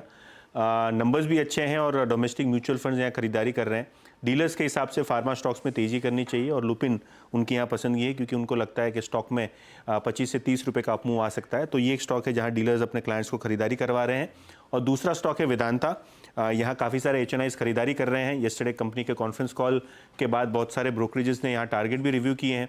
और अगर हम वेदांता की बात करें तो डीलर्स को लगता है कि 445 और 450 तक के लेवल्स यहाँ देखने को मिल सकते हैं। तो ये भी एक स्टॉक है जो डीलर शॉर्ट टर्म के लिए अपने क्लाइंट्स को रेकमेंड कर रहे हैं ट्रेडिंग के हिसाब से। ओके देन शुक्रिया। और लीडर्स क्या चेस कर रहे हैं वो आई थिंक स्टॉक्स स्क्रीन पर रखने के लिए लुपिन अर्निंग्स और अभी आपने लीडर्स टेक्स में इसको सुनाई था और डे हाई की ट्रैजेक्टरी के आसपास ही जाके क्लोज होता हुआ सुबह के अगर आप उस स्विंग को छोड़ दें बाकी और वेदांता। अब आपके स्क्रीन पे लेके आएंगे एक बार market breadth in derivatives. Market breadth in derivatives कैसी थी और लॉन्ग शॉर्ट, लॉन्ग अनवाइंडिंग और शॉर्ट कवरिंग उनका आंकड़ा क्या था। लॉन्ग देखिए बिल्कुल इन्वर्स है ये स्थिति आज, 83 लॉन्ग्स और 83 में शॉर्ट कवरिंग, यानी अप्रॉक्सीमेटली 95% बाजार में या तो शॉर्ट कवरिंग थी या फिर लॉन्ग थे। 83 लॉन्ग्स, 83 में शॉर्ट कवरिंग, शॉर्ट मात्र 7 में, इक्का दुक्का काउंटर्स में और लॉन्ग अनवाइंडिंग जो है प्रॉफिट्स में कैश करने की टेंडेंसी वो सिर्फ 9 में थी। आइए देखते हैं लॉन्ग्स कहाँ कहाँ विजिबल थे। निफ्टी 24,311 पे, दैट मीन्स अब हम टेक्निकली आज इंट्राडे हाई पे जा रहे हैं। यस, सुबह का हाई था करीब 331 का। ONGC, कोल इंडिया, ABB, ट्रेंट, आरती इंडस्ट्रीज, केमिकल बास्केट में कुछ बैंक थी लेकिन आज PSUs में अच्छा खासा मूव था। सुबह से कोल इंडिया ने लीड दी हुई है, बाकी कमेंट्स में शॉर्ट कवरिंग थी, BHL में शॉर्ट कवरिंग थी, GMR एयरपोर्ट्स में शॉर्ट कवरिंग थी, हिंदुस्तान कॉपर और चंबल फर्टिलाइजर्स इन सभी काउंटर्स में शॉर्ट कवरिंग थी। उसके बाद जो आंकड़ा आपकी स्क्रीन पे आएगा वो है बहुत thin, that's shorting. IndusInd bank, Bata post earnings, Tata power, MRF और tech Mahindra. In fact Tata power में भी पोस्ट अर्निंग्स का डिप था, ये शॉर्ट बिल्डअप हुआ यहाँ पे। और अगली स्लाइड आएगी जहाँ पे लॉन्ग अनवाइंडिंग हुई, जहाँ पे प्रॉफिट्स कैश में कन्वर्ट हुए। इस क्रम में सबसे ऊपर था Shri cement, LIC housing finance, Berger paints, AU small finance bank और HUL, ये प्रेशर में रहा। एक बार LIC का चार्ट लेके आइएगा स्क्रीन पे। सुबह बात हुई थी थोड़ी सी यहाँ पे कि कुछ शायद स्टेबिलिटी लौटे, but at I think 652 no, कोई साइन ऑफ अगर आप देखें कंफर्ट नहीं है यहाँ पर। मानस, आपका व्यू 652.50, क्या ये 625 जा रहा है 200 डे एक्सपोनेंशियल मूविंग एवरेज की तरफ? तो बिल्कुल देखिए पॉसिबल है कि ये 200 डे मूविंग एवरेज को ब्रीच करके शायद 605 की तरफ जाने की कोशिश करे। तो स्ट्रक्चर नेगेटिव है, लोअर टॉप लोअर बॉटम बन रहे हैं, तो खरीदारी तो बिल्कुल भी नहीं करनी है इस करंट लेवल्स पे। अगर खरीदारी करेंगे तो रिवर्सल पॉइंट का इंतजार करिए, 665 के ऊपर ही आपको खरीदारी करनी चाहिए। ओके, तो ये फिलहाल आपके लिए LIC हाउसिंग फाइनेंस पर एक पर्सपेक्टिव। चलिए इस बीच अपडेट बैंड्स की तरफ से आता हुआ, तो ABFRL नंबर्स हमने कुछ ही देर पहले देखे, नतीजों में तो कुछ खास नहीं, लॉस आ रहा है। और इस बीच ये स्टॉक अनुज आप मेंशन कर ही रहे थे, ज़्यादातर तो मैं समय बैन में रहता है, वो बैन में कल चला जाएगा जिस तरह की पोजीशंस आ चुकी है। तो 96% की पोजीशंस यहाँ पर बन गई हैं, लेकिन बैन से बाहर निकलने की भी तैयारी कुछ काउंटर्स की है। चंबल फर्टिलाइजर्स जहाँ पर कुछ पोजिशनली कूल ऑफ देखने को मिला है, ग्रैन्यूल्स और GNFC, ये 3 स्टॉक्स हैं जो शायद बैन से बाहर निकलते हुए दिखाई देंगे। इस बीच प्रोड्यूसर साहब एक और अपडेट दे रहे हैं, डाउ फ्यूचर्स वाला लेकर आइएगा। अगर स्क्रीन पर वो डेटा बना हुआ है, डाउ फ्यूचर्स इशारा कर रहा है कि वहाँ पर 300 पॉइंट तक की रैली बनती दिखाई देगी। तो एक बहुत अच्छी रिकवरी देखने को मिल रही है डाउ फ्यूचर्स में, 310 पॉइंट ऊपर अब S&P में भी, और नैस्डैक स्पेशली जो सबसे ज़्यादा हाँ, नैस्डैक जो सबसे ज़्यादा पिटा है। तो आई थिंक मार्केट यही प्राइसिंग करने की कोशिश कर रहा है कि 300 पॉइंट का तो सिर्फ गैप अप होगा और US मार्केट ड्यू है एक 600-700 पॉइंट की रैली के लिए डाउ पर। अगर वो आ गया तो कल हमारा जो बाकी का बचा हुआ रैली है वो भी आ जाएगी। देखिए मैं फिर एक बार एक चीज़ रिपीट कर देता हूँ, मैंने वो जो स्ट्रैटेजी दी है ना आज, वो अग्रेसिव ट्रेडर्स के लिए, ये रिस्क समझ के कि US मार्केट में आजकल बहुत वॉलेटिलिटी है तो कुछ भी हो सकता है, लेकिन स्क्रीन कई बार बता देती है जिस तरीके से बिहेव कर रही है स्क्रीन कि कल आपको शायद एक और गैप अप मिल सकता है इस मार्केट में, स्पेशली अगर US मार्केट में सस्टेन कर गया तो। लेकिन अगर आप अग्रेसिव ट्रेडर नहीं हैं और अगर आप कंजर्वेटिव रहना चाहते हैं तो कल सुबह सुबह एक फ्रेश व्यू लें, फिर ज़रूरी नहीं है कि आप कैरी करेंगे, लेकिन अग्रेसिव ट्रेडर है तभी कैरी करेंगे। ओके, तो अग्रेसिव ट्रेडर्स के लिए क्लियरली वो पोजीशन बन रही है और वो स्ट्रैटेजी बेसिकली यही है कि 24,400 के ऊपर फिर मिनटों में आप देखेंगे मार्केट में और मोमेंटम आता हुआ दिखाई देगा और ज़्यादा समय बाजार नहीं लेगा 24,800 तक पहुंचने के लिए। और ग्लोबल मार्केट्स में जो रिवर्सल आ रहा है वो उसी तरफ इनफैक्ट एक इंडिकेशन भी है। अच्छा, एक स्टॉक वेरी क्विकली मैं आपकी स्क्रीन पर रखना चाहूँगी, हिंडाल्को का, टाटा स्टील का। मेटल्स में पिछले 10 मिनटों में अचानक सर्ज आया है। आप हिंडाल्को देखिए 2.5% ऊपर क्लोज होता दिखाई देगा।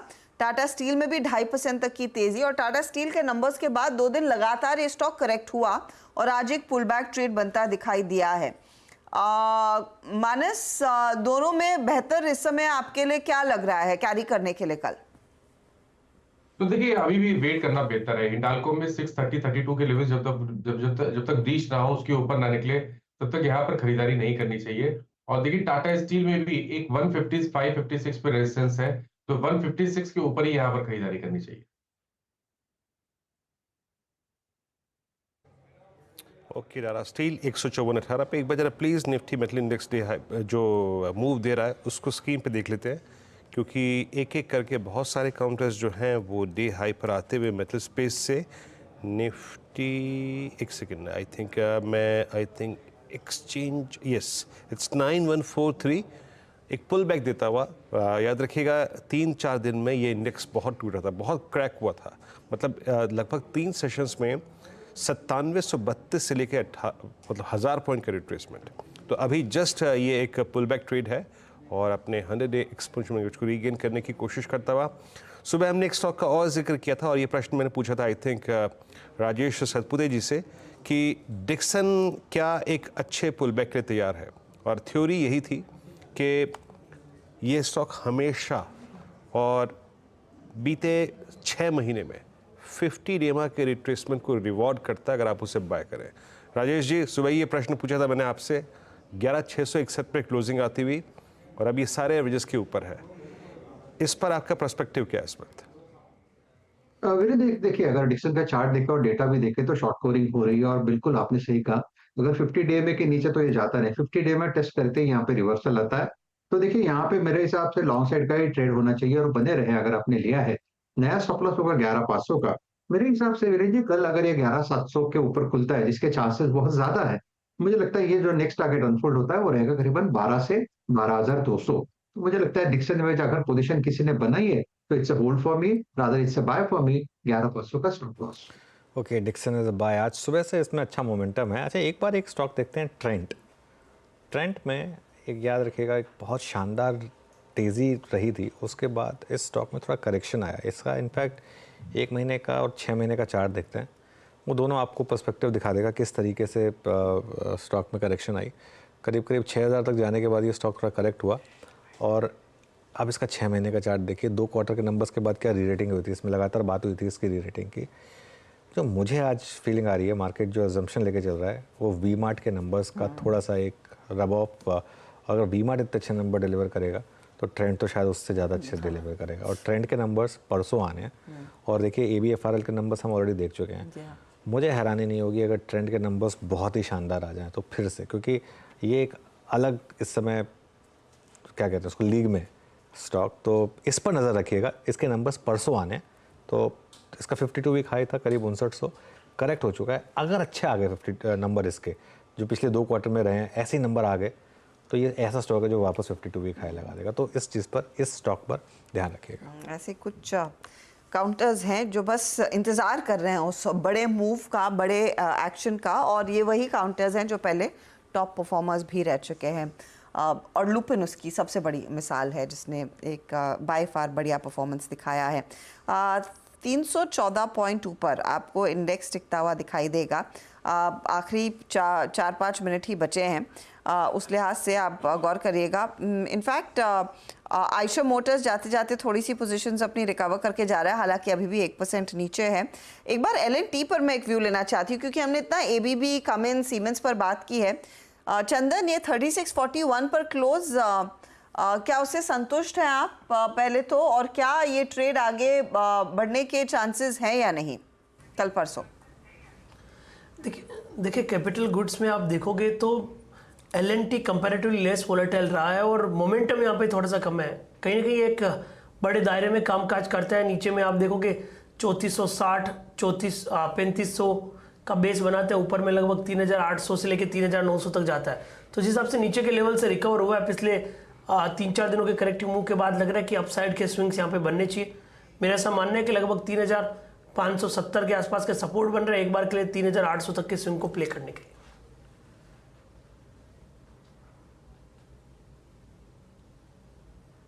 ओके, LNT 3641 पे एक अच्छे क्लोज की तरफ बढ़ता हुआ, जो ट्रेजेक्ट्री आज जैसे सुबह ओपनिंग के साथ मिली थी वो उसको अभी भी फर्मली अगर आप देखें इस वक्त ये होल्ड कर रहा है। कैपिटल गुड्स में मूव अच्छे हैं, BHL बेस स्क्रीन पे एक और ये स्टॉक जो कि मूव जनरेट करता हुआ, और एक बार आप जो वो डॉक्टर लाल पैथलैब का जिक्र हुआ था, कविता जी ने जिक्र भी किया था, अर्निंग्स भी इसी कार्यक्रम में आई, एक बार जरा डॉक्टर लाल पैथलैब भी लेके आइए। आई थिंक जो ये क्लोज है ना डॉक्टर लाल पैथलैब का, ये देखिए 3288 अर्निंग्स का सपोर्ट था, मूव आया, ये 3291, याद रखिएगा ये क्लोज आ रहा है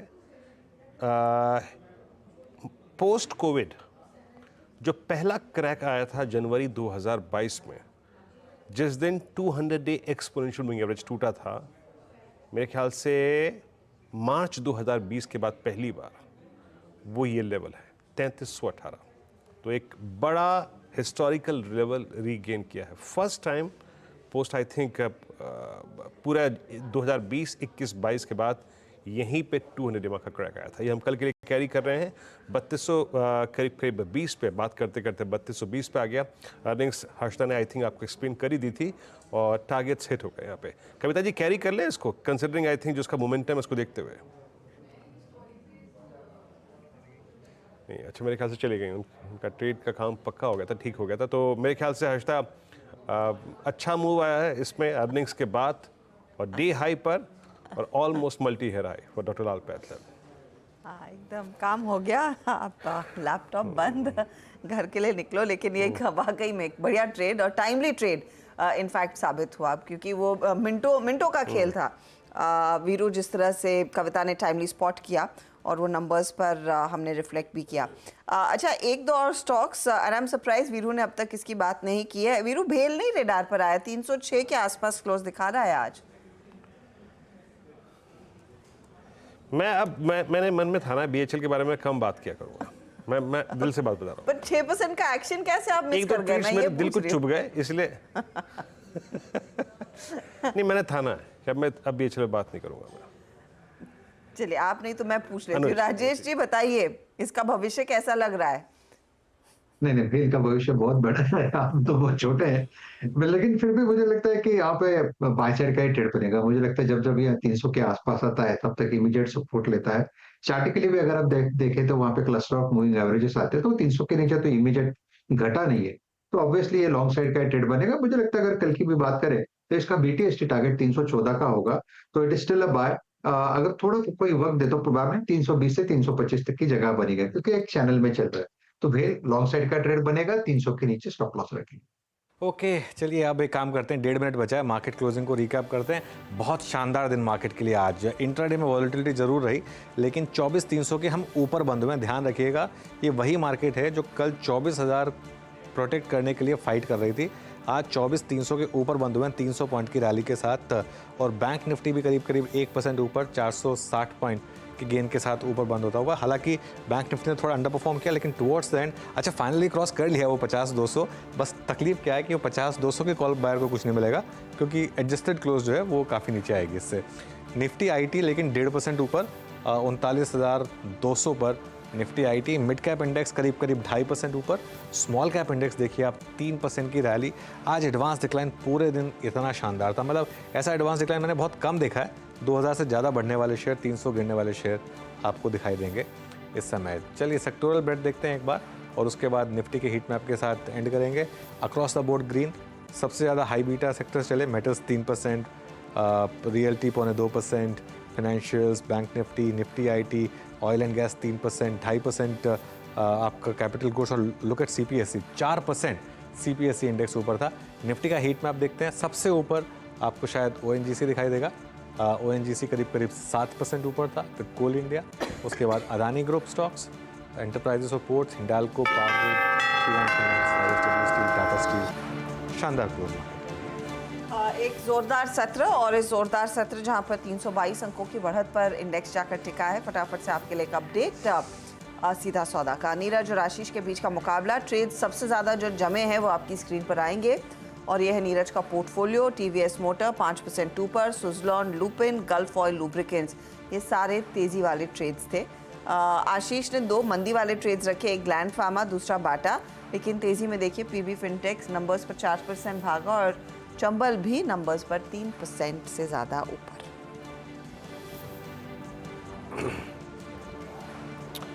ओके, तो ये टीम्स थी जिन्होंने आज अच्छा परफॉर्म किया। क्लोज बेहतरीन आया 24,316 पे और करीब करीब 50,221 पे निफ्टी बैंक का। डाउ जोन्स फ्यूचर्स याद रखिएगा अभी भी करीब 300 अंकों की तेज़ी, और जैसे कि हमने स्ट्रेटजीज में शेयर किया था, कल के लिए निफ्टी पर लॉन्ग कैरी करिए अगर आप एक बहुत एग्रेसिव ट्रेडर हैं। Let's hope for the best for tomorrow. कल गुरुवार और निफ्टी की एक्सपायरी। कल पूरा पैनल अनुज, मैं, हर्षदा, नीरज और आशीष आपसे फिर करेंगे मुलाकात, पहले मॉर्निंग कॉल में, उसके बाद मुनाफे की तैयारी में। तब तक के लिए नमस्कार।